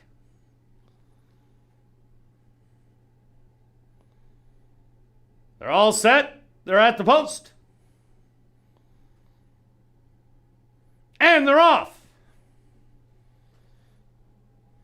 From the inside, Sesame pointed out to try and get the early lead. Little Miss Zach on the outside, also away very well. Lulu's Lightning stalking those from a length back on the outside. Then it's another length to Reason Why. The Stevie Mac back in fifth, about 6 off of it with Dazzling Gold, and Aramon is the trailer, about 9 off the lead. 23-1 in the opening quarter. Little Miss Zach is now taken over as the leader by 2. On the inside, Sesame. In between horses, Lulu's Lightning, Stevie Mac starting to make her bid. 3 wide. They hit the head of the lane. Little Miss Zach with a short lead. Sesame tried to get through on the inside. Now switches to the outside. Reason Why. But Little Miss Zach at the 16th pole running a big race. And Little Miss Zach is going to take it. Reason Why second best. Third's going to go to Stevie Mac. And fourth to Sesame.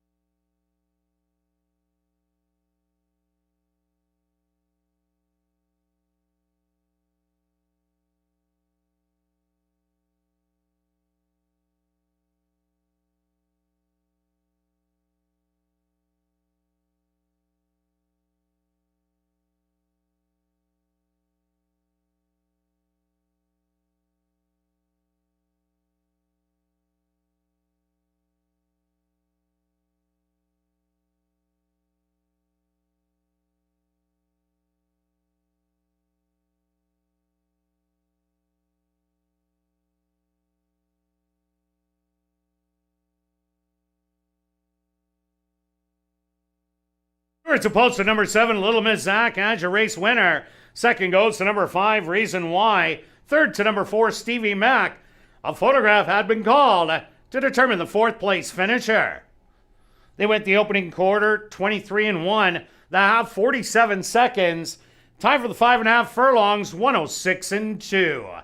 Number 3, Sesame finished in 4th.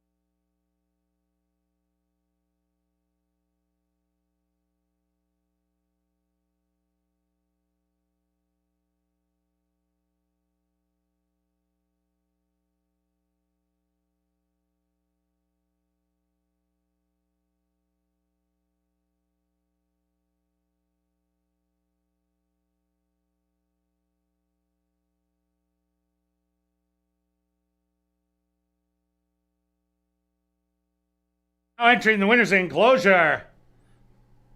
The official winner here in race number 4, almost coming in, that's number 7, Little Miss Zach.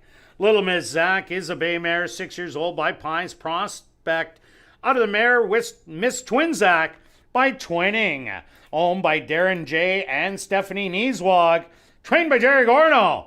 And ridden to victory by Richard Mangley. Time for the 5.5 furlongs, 106-2. Congratulations goes out to trainer Jerry Gorno and jockey Richard Mangley, who team up for the double. Back-to-back winners for trainer Jerry Gorno and Richard Mangley.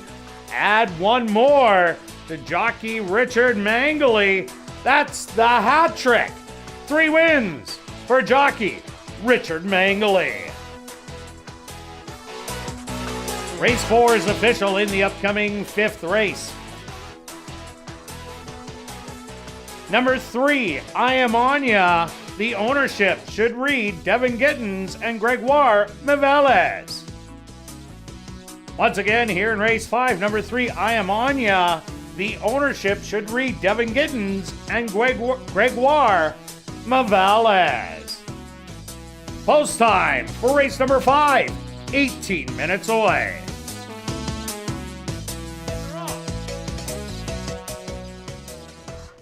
From the inside, Sesame pointed out to try and get the early lead.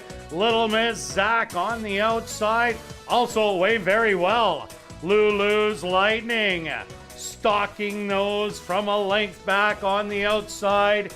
Then it's another length to Reason Why. Stevie Mac back in 5th, about 6 off of it with Dazzling Gold, and Aramon is the trailer, about 9 off the lead.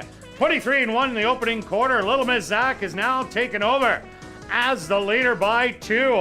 On the inside, Sesame. In between horses, Lulu's Lightning, Stevie Mac starting to make her bid. 3 wide. They hit the head of the lane. Little Miss Zach with a short lead. Sesame tried to get through on the inside.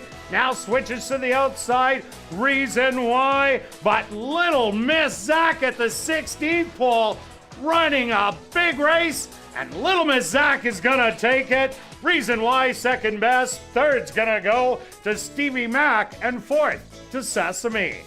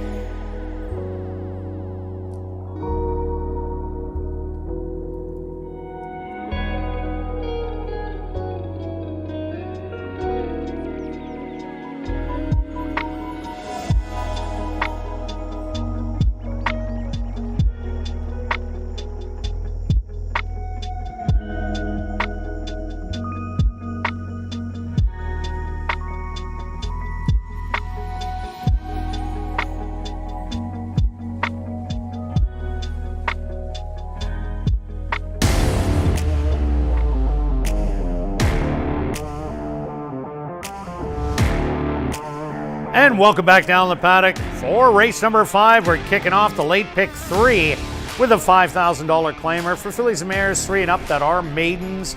They're going to go 5.5 furlongs. Marshall, who do you like in here so far? Start out with a couple long shots in the pick 5. Yeah, definitely. If you're alive, good luck to you. There's an outside chance, depending on what happens in the last 3, that you could scoop it. Good start to the pick 4 too. Not for the 3 of us, unfortunately. No, 42,000. Thanks for the support there. If you got this horse, which I liked last time, didn't like him this time, but the figures 2 years ago were very good. I missed it. Probably should have had it.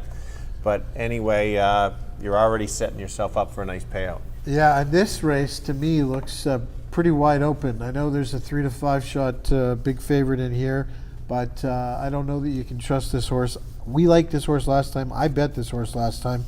They were going shorter, 5 furlongs. She definitely hits the brakes at the 5 furlong marker. They have to go and add a half furlong today. She's on the outside. I think she's the dominant speed, but dominant delight. The 6 gets first time Lasix, gets a jockey change, did show some pace battle last time, pressed the 8 outside. Could see an improvement there. They could battle it out, and we've got the 2 horse, Patty's Choice. Horse has been off for 2 years, but having said that, did show speed when she was racing. So if she decides to show some speed as well, you could end up with fast pace. I landed on the 1 Gold Shaft in here. Was in that race with Storm Squall. Was steadied at the break, spotted the field, saved ground, which I think she'll do today again. Came running down the lane, had a really good gallop out. She was charging late. I think she could get the job done in here. So that's my top choice. How about you, Stretch? That is my top choice as well. My bet might just have to be $2 to show on the 1 and hope just to get on the board. But looks good there. Let's look at some of the others. You've called it on the 8. Goes fast and as far as she can, because that's that type of horse. We know that when a horse always has 1s, the horse can't be rated. They are going to go as fast and as far. We've had Speed hold last race. We'll see about this race. We know what she's going to do. That Dominant Delight has been in my notes before. I talked about this horse last time. Again, showed enough speed. I don't know if this horse can go past 5 furlongs. And it shows me just enough, but I didn't like how badly the horse quit. This horse will have to change its running style, I believe. But, you know, maybe that Lasix can just carry the horse a little bit farther. Maybe won't be on the lead, but maybe the 8 comes back and the 6 inherits. I am searching. The 2 horse, as Marshall mentioned, is off the layoff. I chose that as my 3rd choice because of all the horses have come out of the Funky Justice. There we go. Look at that. Out of the same race, and I only thought that the 1 or 8 could win the race. So I've got to find an unknown. The 2 is my unknown. A couple of those races are okay to beat this field. So I've got an 8-1-2. It's tricky for me. Yeah, I like number 3, I Am Anya. Richard Mangalese won 3 out of the first 4 races. And the other one, he had a 3rd place finish. He was right in the thick of things. I Am Anya last time out was on the dead rail that first week. We keep saying that. We said that on ASD Live. The inside wasn't where he wanted to be. And that's where this horse was stuck every step of the way.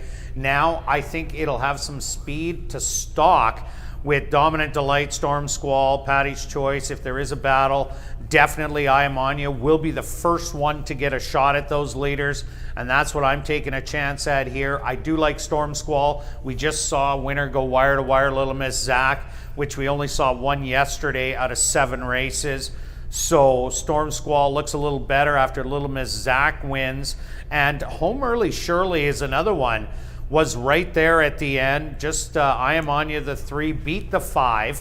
The 5 horse Home Early Shirley, and didn't beat it by much. Jerry Gorno's won the last 2 races. He's looking for 3 in a row. And of course I like Gold Shaft, but I thought the price just might be short along with Storm Squall. But I'm taking 3, 8, and 5.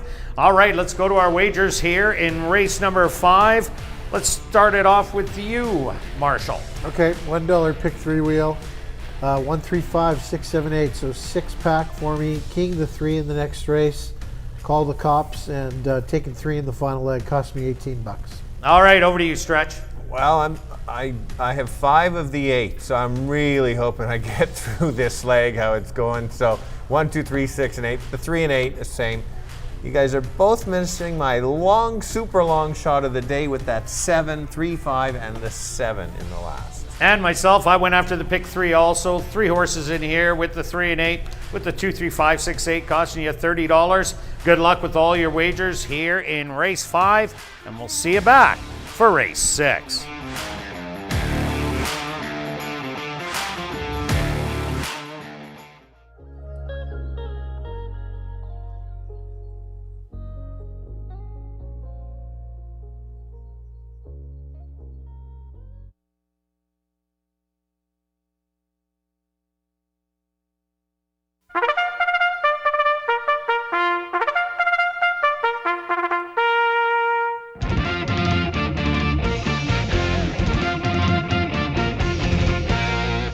The horses are on the track for race number 5. They're going to go 5.5 furlongs for $9,400. Number 1 is Gold Shaft, owned by Dialed In Racing Stable and Bill Dory, trained by Craig Smith with Caleb Pizarro. Number 2 is Patty's Choice, owned by Pink Cloud Racing, trained by Courtney Ross with Neville Stevenson. Number 3 is I Am Anya, owned by Devin Gittins and Gregoire Mivalez, trained by Devin Gittins with Richard Mangley. Number 4 is Halo's Phenomenon, owned by RTM Racing, trained by Ryan DeJarlis with Leroy Nelson. Number 5 is Home Early Shirley, owned by Henry Witt Jr., trained by Jerry Gorno with Nyrone Austin. Number 6 is Dominant Delight, owned by Bob and Margaret Crockett, Hillside Farms, Wayne Anderson, Anderson Livestock, Jay Jackson, and Harvey Warner, trained by Stephen Gaskin with Jorge Carreño. Number 7 is Zoe Ria, owned by Pat Honus, trained by Larry Sizik with Sheldon Chickadas.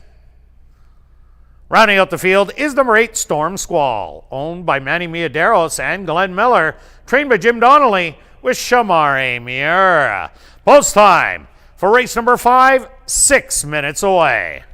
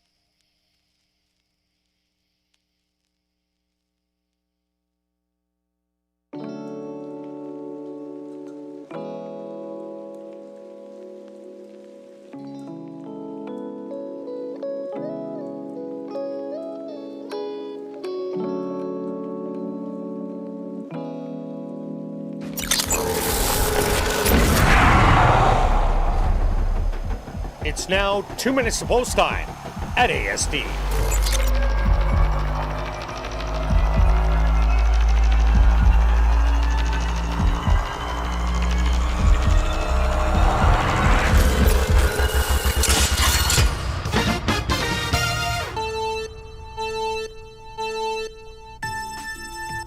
Well, it looks like a wide open fifth to me. I bet the 8 last time, dropping speed for the first time. Doesn't seem to want to go past 5 furlongs. We'll see what happens today. The 1 not offering much value at 2 to 1. You know, I think the 3 has a shot, the 5, and the 7 at 35 to 1. Maybe use them all. All right, Marshall, so you've named most of them. You didn't mention the 2, so I guess I'll mention the 2. We've had a long layoff horse win, a couple back. That's the unknown. I do like the 1 the best. I liked how it closed in the stretch last time. Very good gallop out. Gets out a little bit better, stays on the rail, gets the trip, can win, but be careful on that price. Kirt? Yeah, I think there could be speed to go with the 8 Storm Squall, so I'm taking a stalker in here. Number 3, I Am Anya, was on a dead rail in week number 1 here at the Downs. I think I'll have the first shot at the leaders on a hot pace. Currently 6 to 1. Good luck here in race 5.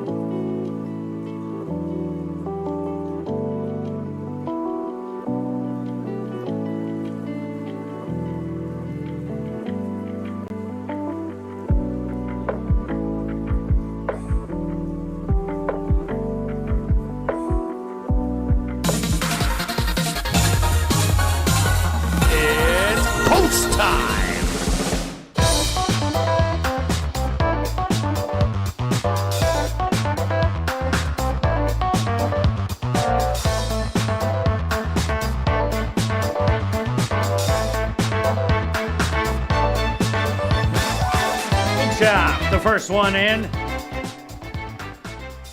Next in, Patty's Choice.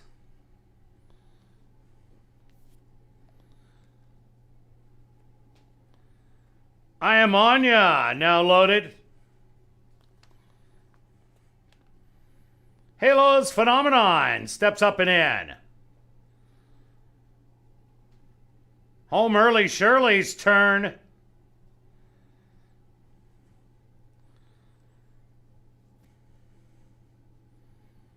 Now Dominant Delight. 2 left to load.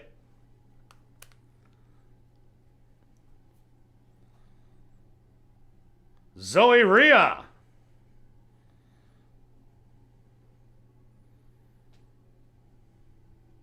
And now just waiting on the 6-5 choice, Storm Squall.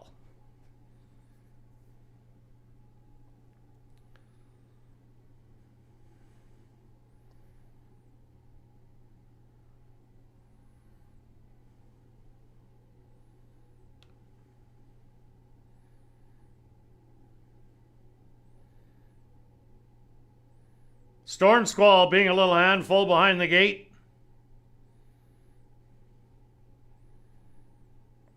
Rider Shamari Muir now hops off. Storm Squall will be loaded without the rider.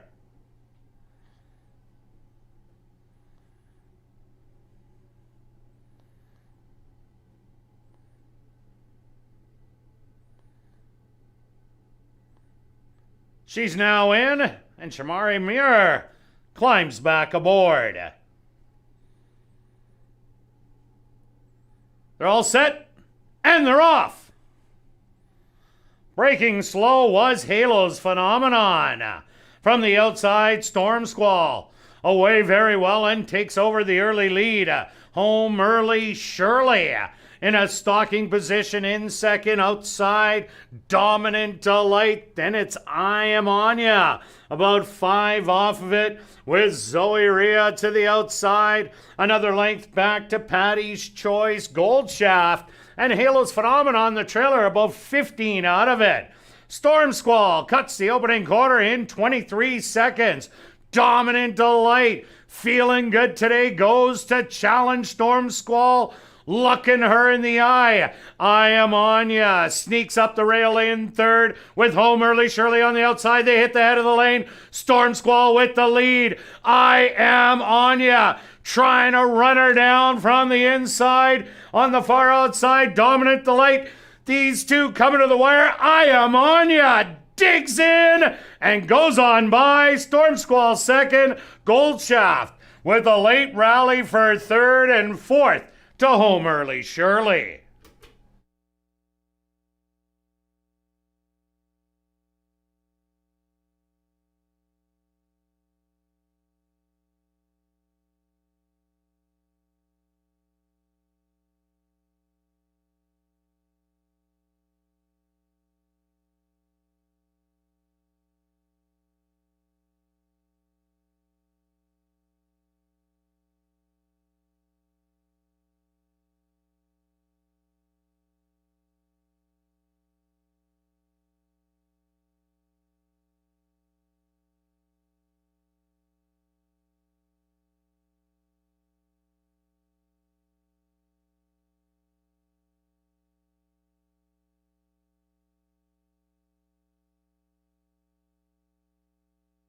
The Stewart's opposed to number 3, I Am Anya, as your race winner. Second goes to number 8, Storm Squall. Third to number 1, Gold Shaft. And fourth to number 5, Home Early Shirley. They went the opening quarter in 23 seconds. The half 47 and 4. Time for the 5.5 furlongs, 1:08.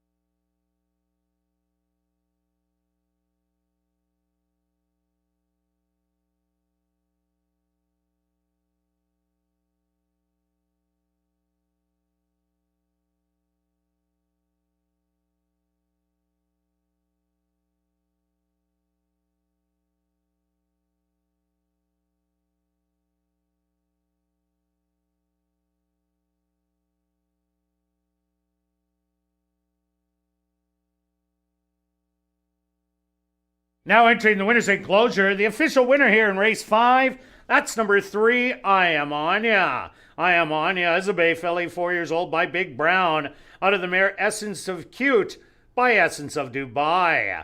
Owned by Devin Gittins and Gregoire Mavales. Trained by Devin Gittins and ridden to victory by who else? Today on his birthday, Richard Mangley. Time for the 5.5 furlongs, 1:08. Congratulations goes out to jockey Richard Mangley, who scores the 4-bagger. 4 wins for jockey Richard Mangley.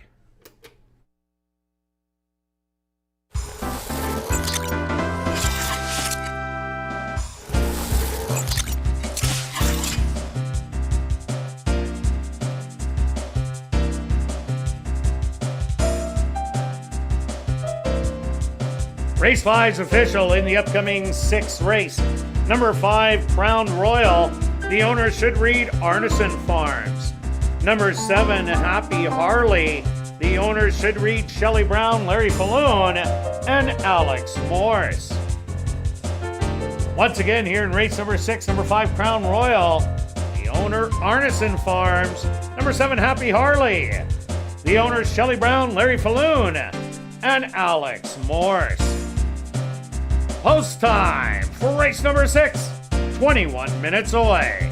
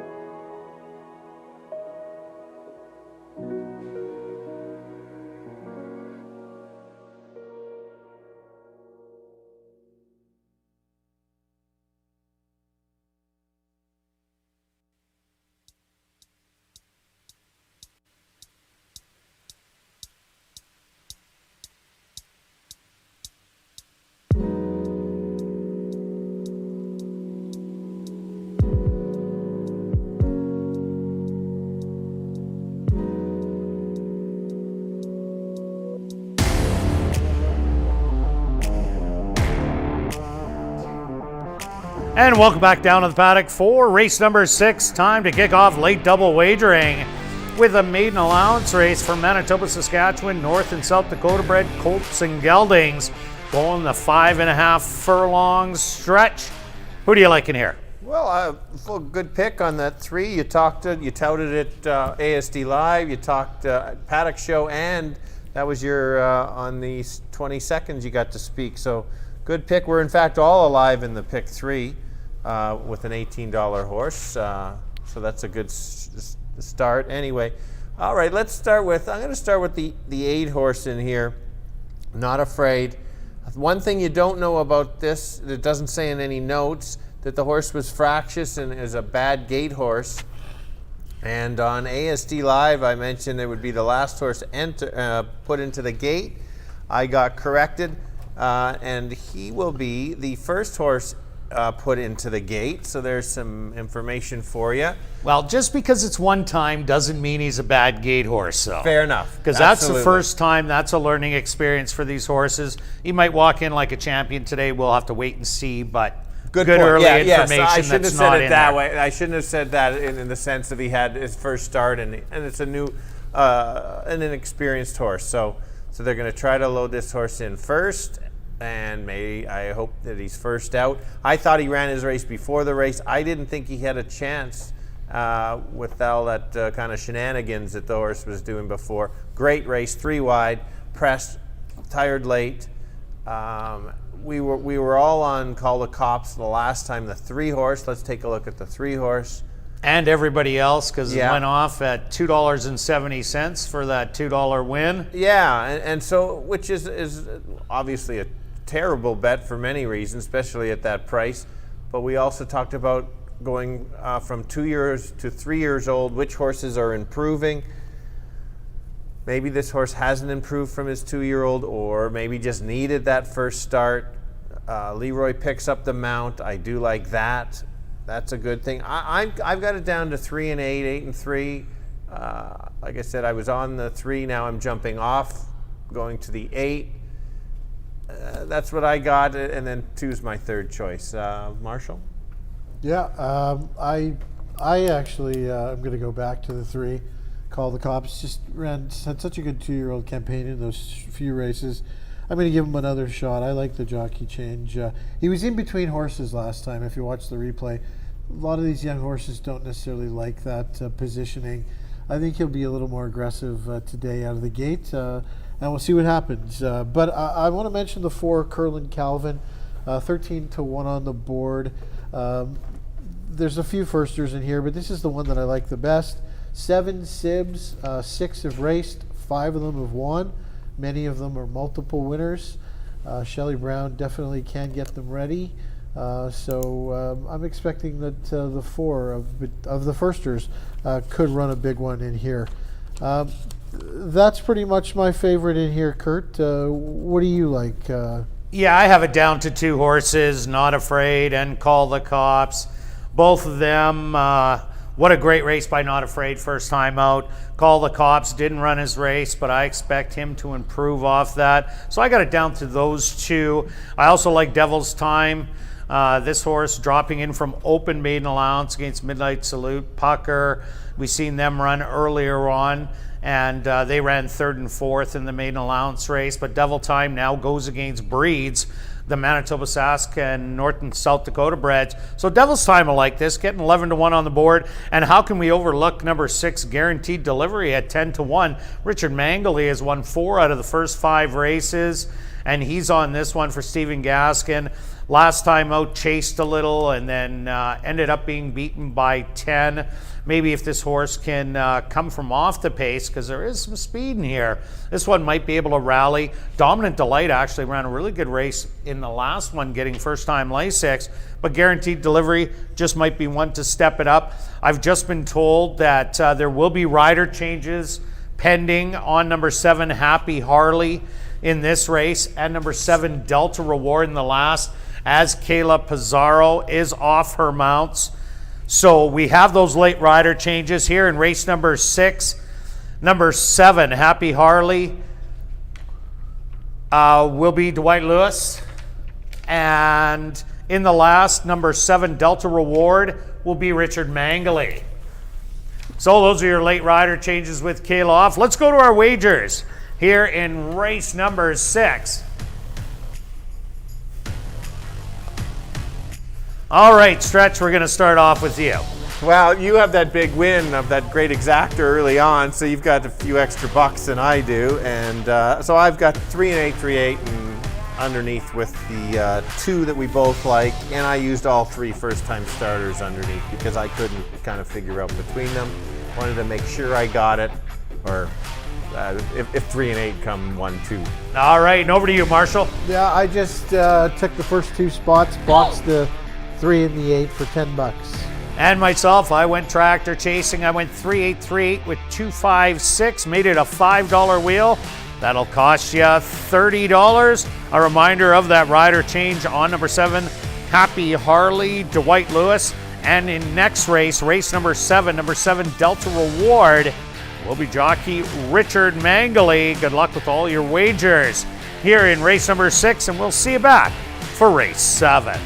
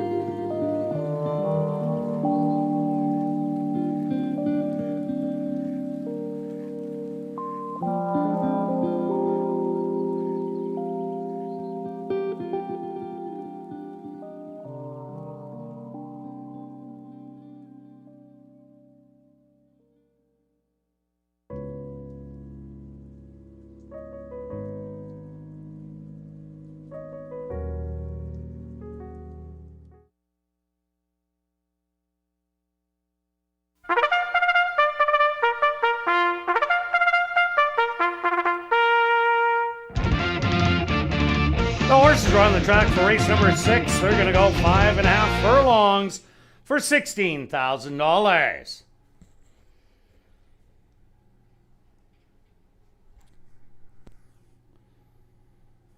Number 1 is Henry's in Control, owned by Larry Falloon and Stephen Gaskin, trained by Stephen Gaskin with Sheldon Chickeness. Number 2 is Devil's Time, owned and trained by Steve Thompson, Shamari Muir aboard. Number 3 is Call the Cops, owned by Dr. Betty Hughes, trained by Elton Dickey with Leroy Nelson. Number 4 is Curlin Calvin, owned by Larry Falloon and Ann Champion, trained by Shelley Brown with Neville Stevenson. The 5 is Crowned Royal, owned by Arneson Farms, trained by Lise Pruitt with Stanley Chady Jr.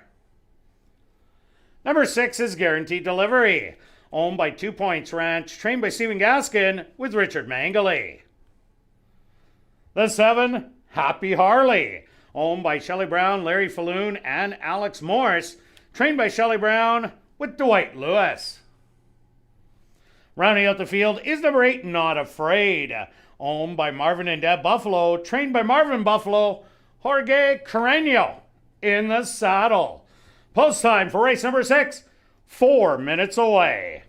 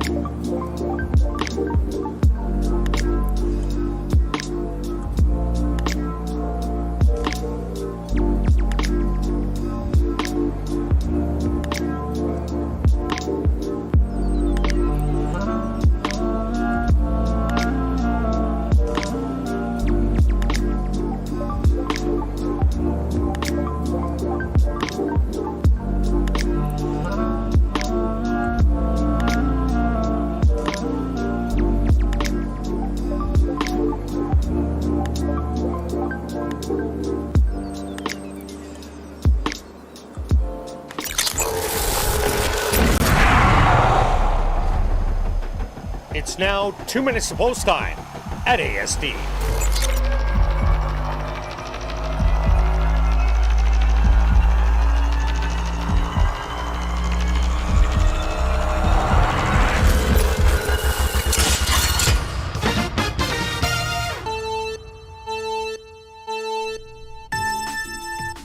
I'm going to look to play some doubles in the 6th and 7th race here to close out the card. I'm going back to the 3, Call the Cops. This horse was the big fave last time. Couldn't beat the 8. I'm looking for him to turn the tables today. I think we see a more aggressive ride, go right to the lead and never look back. Yeah, I'm going to go to the 8. I don't like the price. Everybody's kind of jumping on board after they jumped off board on the 3. First start, very nice race. I think a good learning experience, and still ran as well as he did. So I've got it 8-3-2. Kirt. Yeah, I'm with you guys in here. I like 8 and 3. I like the 8 on top, Not Afraid. What a great race last time out. Battling every step of the way to lose right at the wire. Call the Cops. Definitely one of the top 2 choices. A scramble for 3rd here in race number 6. Good luck with all your wagers.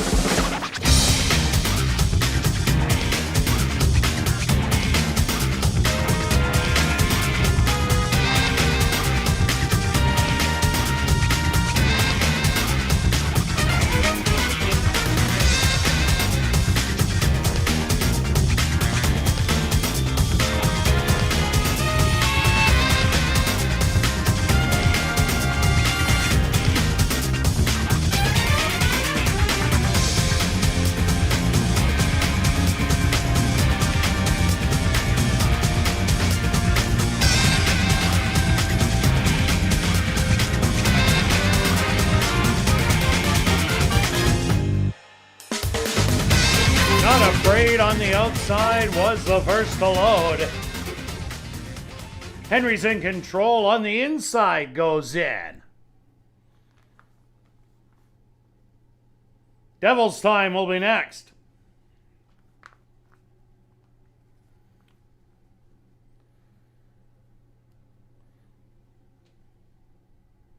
Call the cops. The 6 to 5 second choice is in. Curlin Calvin, one of 3 firsters, walks in. Crown Royal's turn. He's another one of the firsters.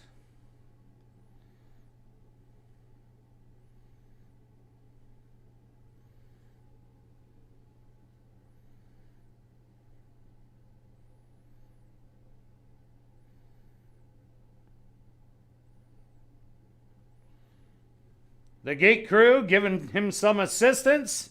He's now in. 2 left to load. Guaranteed delivery.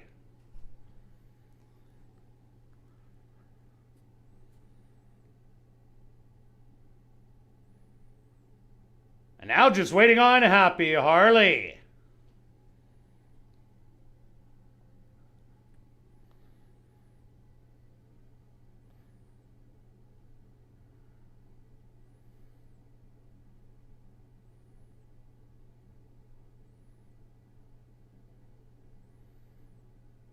They're all set. They're at the post.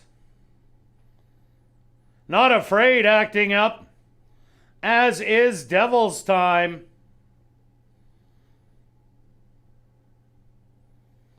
Happy Harley ended up backing away. Slight delay into the running of race number 6.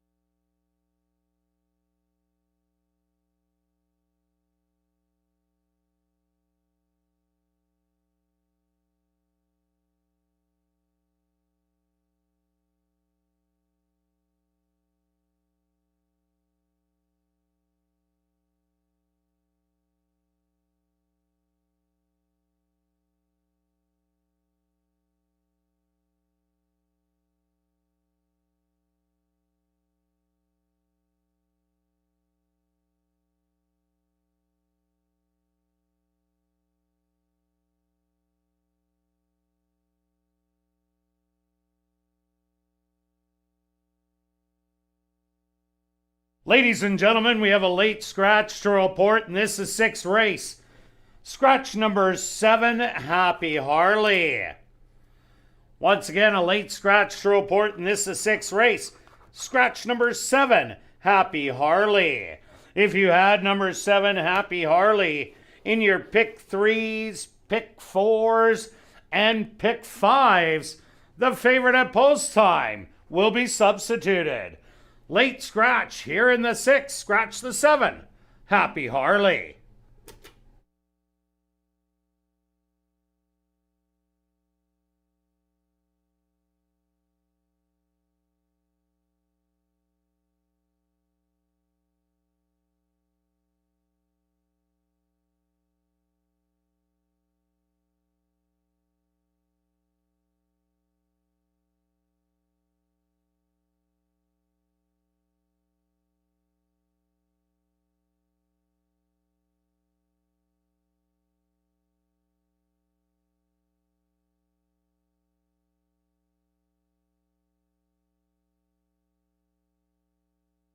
And with that scratch, all the horses are going to be unloaded out of the starting gate. Approximate post time, 3 minutes away.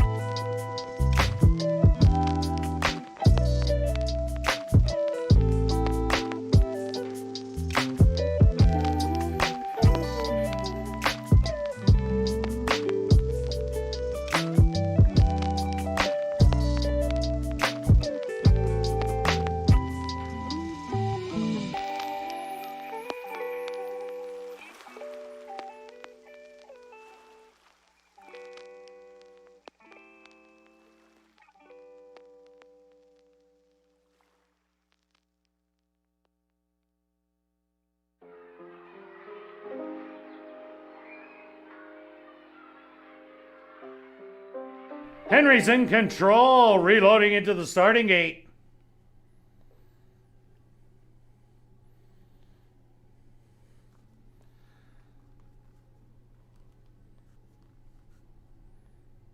Devil's Time, the next one in.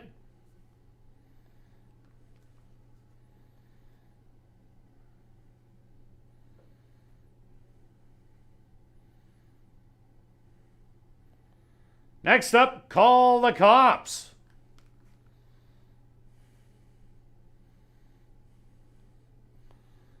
Curlin Calvin.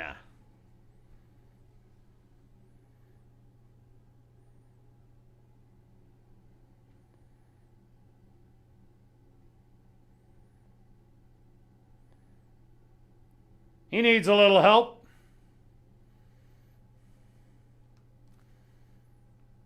Now Crown Royal's turn.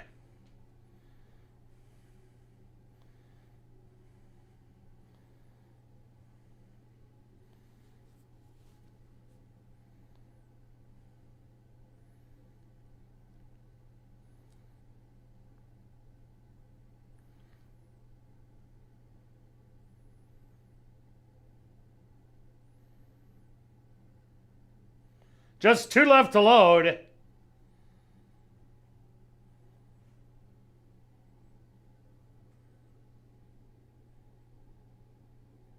Guaranteed delivery.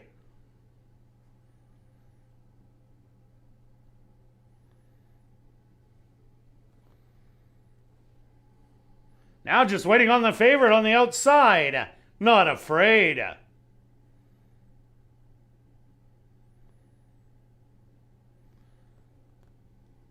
The field is set. They're at the post.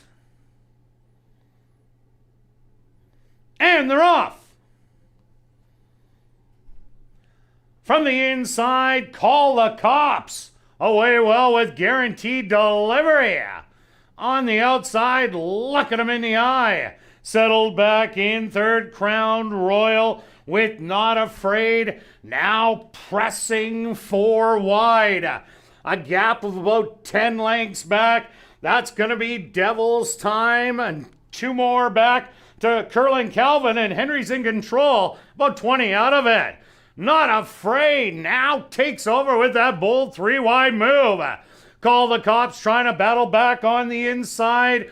Crown Royal back to third, fourth on the inside. That's Guaranteed Delivery and Devil's Time starting to show some late run. Not Afraid has totally taken over in here and is walking away, widening the lead to 7, 8, 9. Not Afraid is going to take it easily. Call the Cops in second. Third's going to go to Crown Royal in fourth to Devil's Time.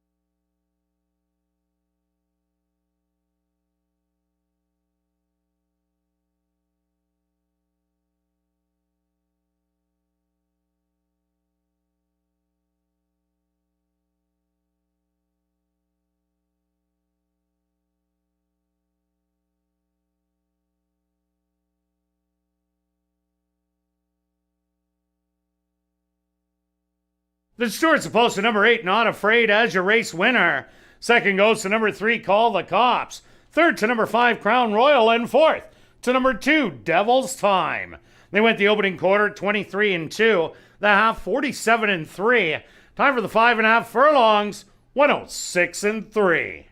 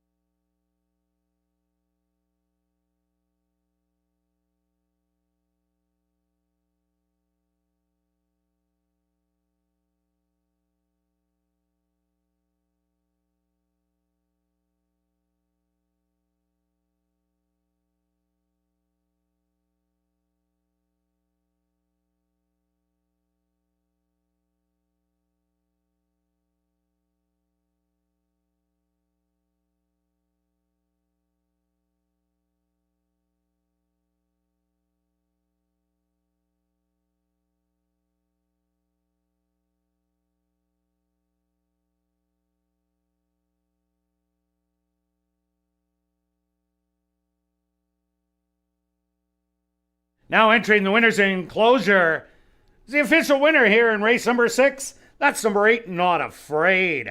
Not Afraid is a chestnut gelding, 3 years old, by Vindagari, out of the mare I Ain't Afraid by Ghost Zapper. Owned by Marvin and Deb Buffalo, trained by Marvin Buffalo, and ridden to victory by Jorge Carreño. Time for the 5.5 furlongs, 106-3.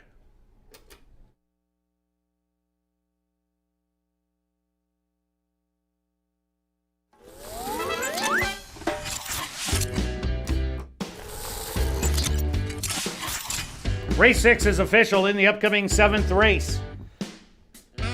Number 5, You Should Talk, wore blinkers in the last start. That winning effort on May the 26th. Number 7, Delta Reward, make the jockey Richard Mangley. Once again, this is 7th race. Number 5, You Should Talk, wore blinkers in the last start and will wear them today. And number 7, Delta Reward, the jockey Richard Mangley. Jackpot high five wagering here in race number 7. They go to post in 17 minutes.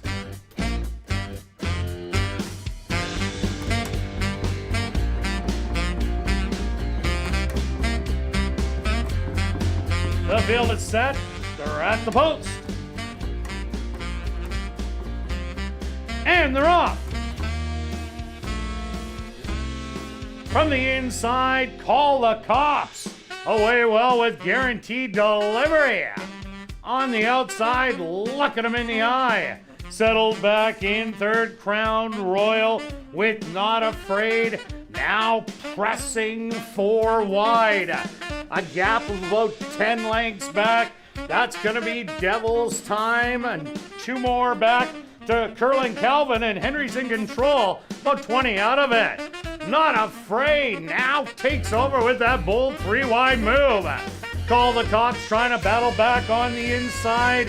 Crown Royal back to third, fourth on the inside. That's Guaranteed Delivery and Devil's Time starting to show some late run.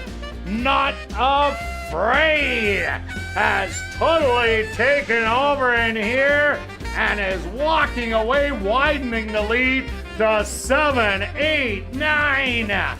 Not Afraid is going to take it easily. Call the Cops in second. Third's going to go to Crown Royal, and fourth to Devil's Time.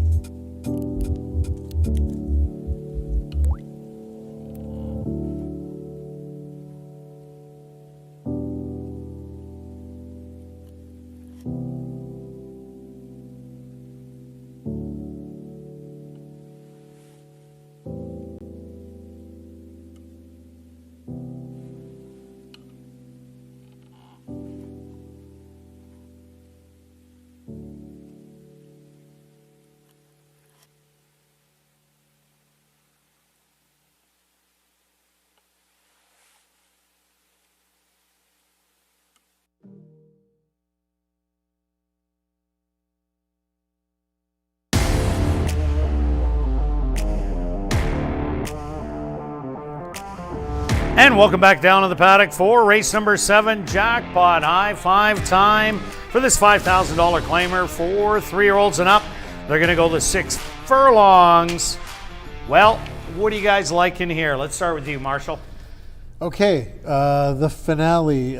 Pretty competitive field in here. You got a couple of horses coming out of one race at the 5,000 level, and then a couple of others that are coming out of a similar race. So the question is, do you favor one of those races as a prep?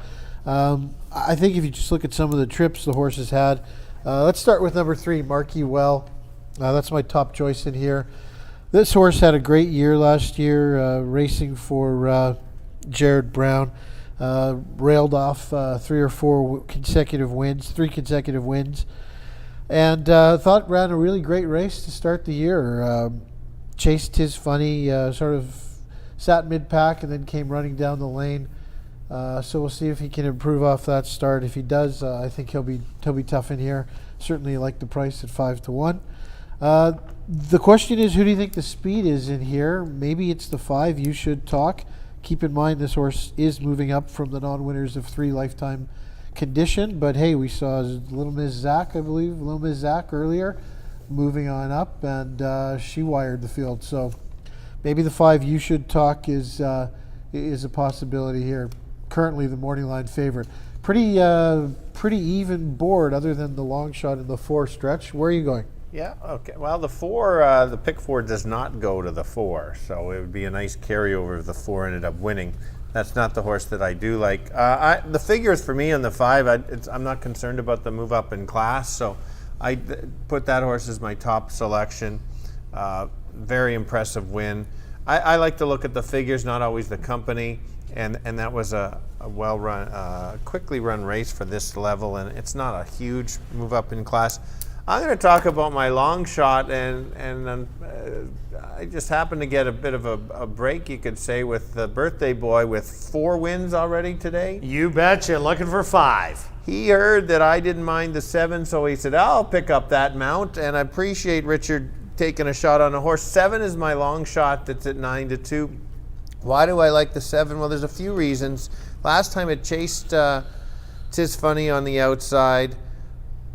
We're not sure who the speed is. Maybe the 5 is the speed, but the 7 can show speed. There's a couple very, very good races in for 5,000 at the end of last year. This horse can win some races. 2 for 7 at the distance. Morning line at that time was 20-1. I find it an extremely tough race, and when that's the case, I'm looking for some value.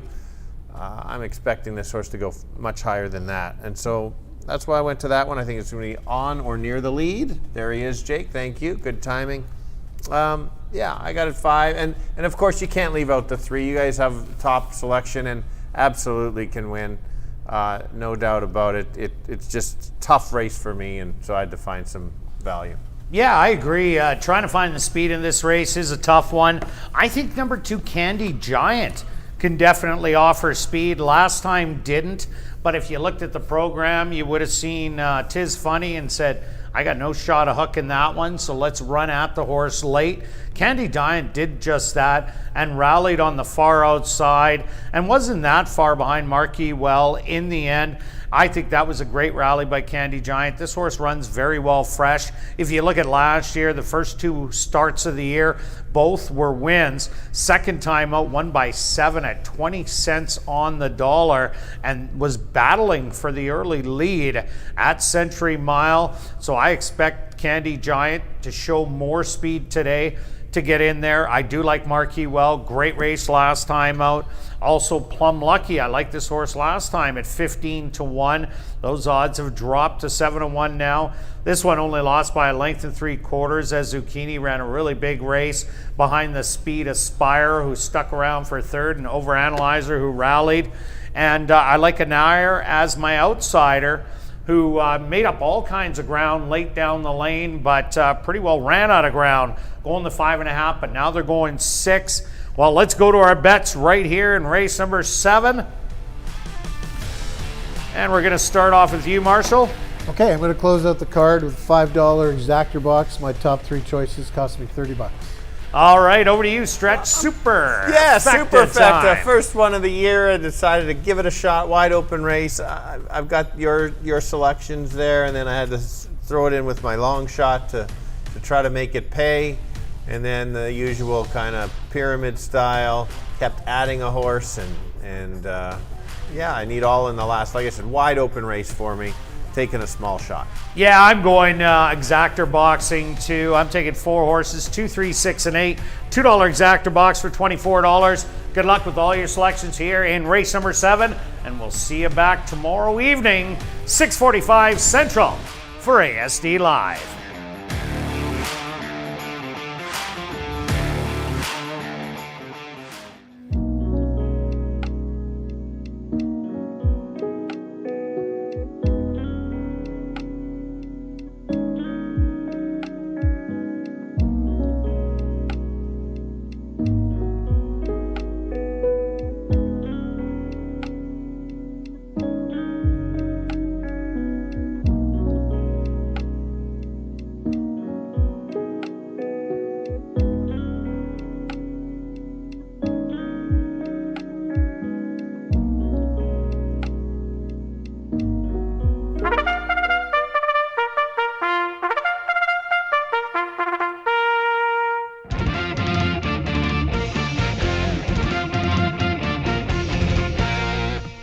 The horses are on the track for race number 7. They're going to go 6 furlongs for $12,000. Number 1 is Factored In, owned by Prairie Wind Stable and Louise McCallum, trained by Elton Dickey with Leroy Nelson. Number 2 is Candy Giant, owned by Back on Track Stables, trained by Jennifer Jordan with Nyrone Austin. The 3, that's Marquee Well, owned by Jared Brown and Lucky 8 Stable, trained by Jared Brown with Jorge Carreño.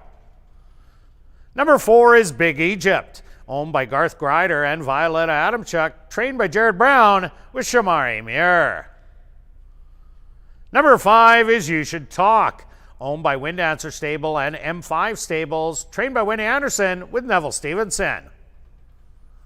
Number 6 is Plum Lucky, owned by Marvin and Deb Buffalo, trained by Marvin Buffalo with Sheldon Chickadas. Number 7 is Delta Reward, owned by Prairie Wind Stable and Louise McCallum, trained by Elton Dickey with Navin Mangali. Rounding out the field is number 8, Anire, owned by Black Diamond Stable, trained by Tom Gardapi Jr. with Stanley Chady Jr. Post time for race number 7, 4 minutes away.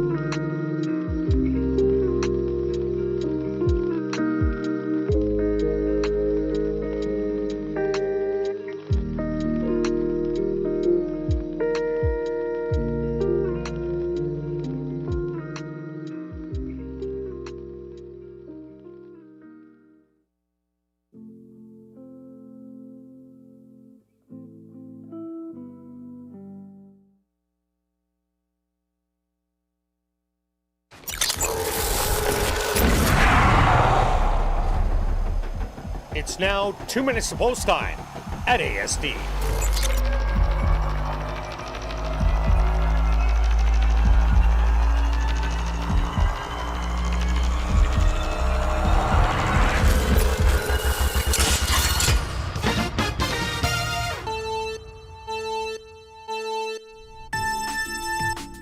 Pretty wide open race here to cap the card at ASD. I went to the 3 Marquee Well, second start of the year for Jared Brown. Thought this horse ran a great race last out, chasing home Tis Funny down the lane. If we see a bit of improvement here, I think we see the first of several wins coming from Marquee Well. Yeah, just looking at the betting board, crazy betting board, it's always good. You just have to try to take a stand somewhere. I can't take a stand. I'll be boxing horses and playing my supers. I'm going to stick with my 7 horse. It's a pickup mount for the birthday boy with already 4 wins. Maybe he can be right close to the pace, take over late, get a nice price at 8-1, could be even higher. 3 and 5 with that too. Kirt? Well, with the lack of speed in this race, the 5 looks like the speed you should talk. I like the 2 and 3 in here. Candy Giant went up to 11-1, now went down to 5-1. This one can show speed on the inside. Could be dangerous. Good luck here in race 7.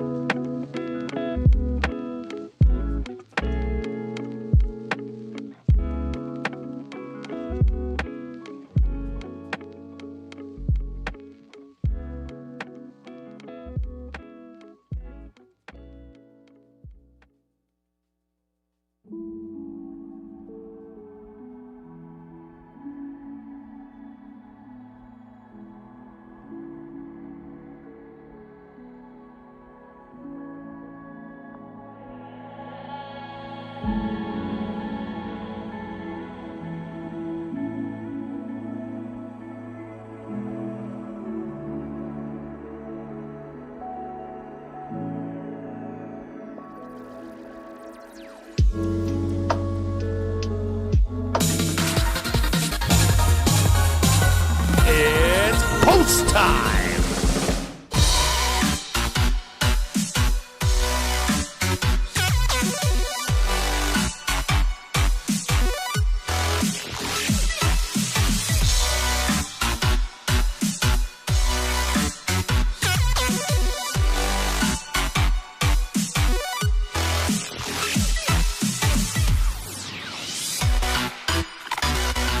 Factored in, leads the field in for the nightcap. Candy Giant goes in. Next up, Marquee Well.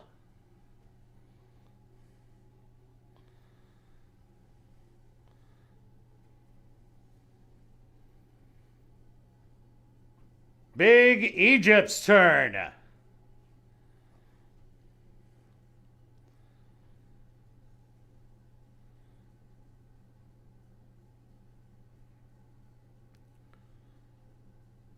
You Should Talk, the current 5-2 choice, steps up and in.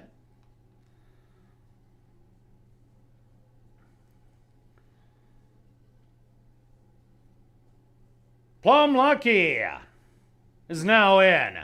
2 left to load. Delta Reward. And now just waiting on Anire on the outside.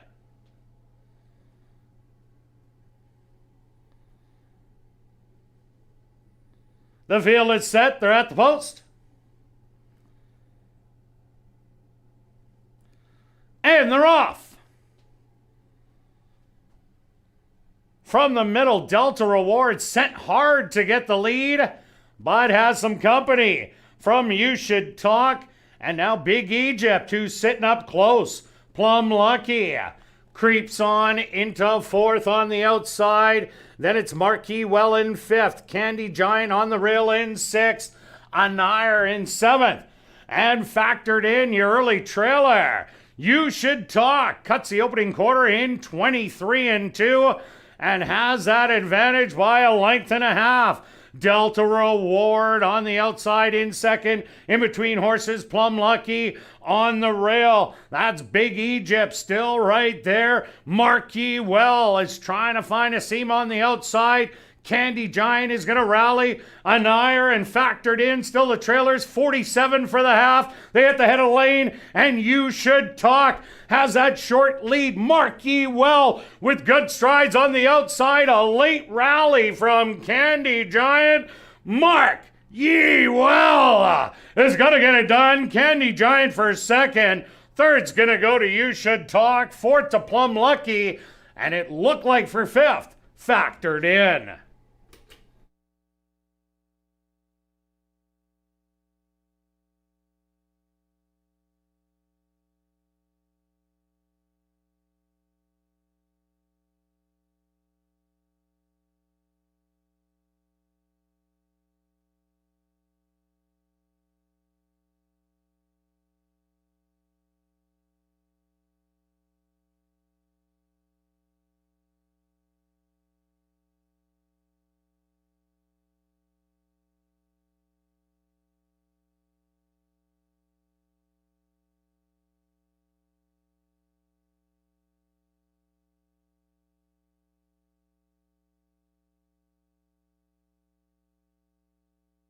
Stewart's opposed to number 3, Marquis Well, as your race winner. Second goes to number 2, Candy Giant. Third to number 5, You Should Talk. And fourth to number 6, Plum Lucky. They went the opening quarter 23-2. The half 47 seconds. Time for the 6 furlongs. 1:12 even.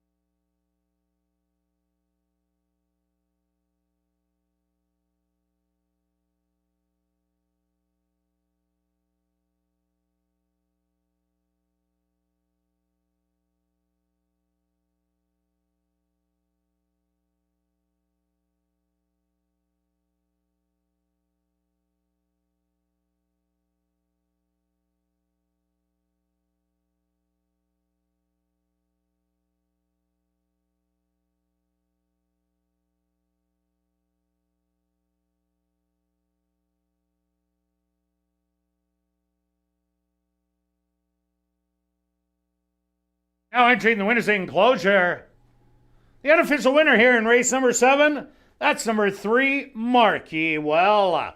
Marquee Well is a chestnut gelding, 8 years old by Elusive Warning, out of the mare Bird in Excess by Bird on a Wire.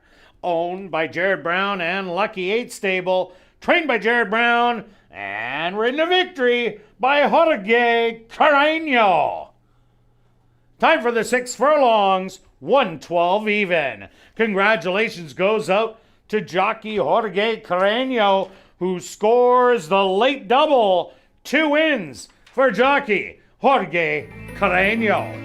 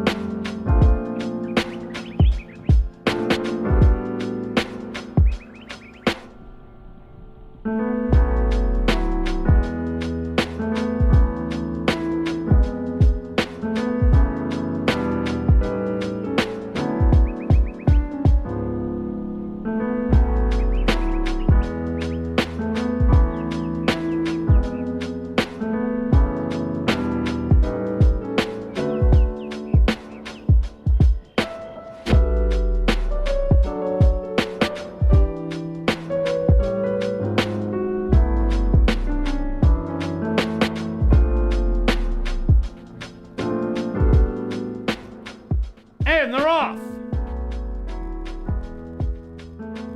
From the middle, Delta Reward sent hard to get the lead, but has some company from You Should Talk. And now Big Egypt, who's sitting up close. Plum Lucky creeps on into 4th on the outside. Then it's Marquee Well in 5th. Candy Giant on the rail in 6th. Anire in 7th. And factored in your early trailer, You Should Talk cuts the opening quarter in 23-2 and has that advantage by a length and a half. Delta Reward on the outside in 2nd. In between horses, Plum Lucky on the rail. That's Big Egypt still right there. Marquee Well is trying to find a seam on the outside. Candy Giant is going to rally. Anire and factored in. Still the trailers, 47 for the half. They hit the head of lane, and You Should Talk has that short lead. Marquee Well with good strides on the outside. A late rally from Candy Giant. Mark Ye Well is going to get it done. Candy Giant for 2nd. 3rd's going to go to You Should Talk. 4th to Plum Lucky. And it looked like for 5th, factored in.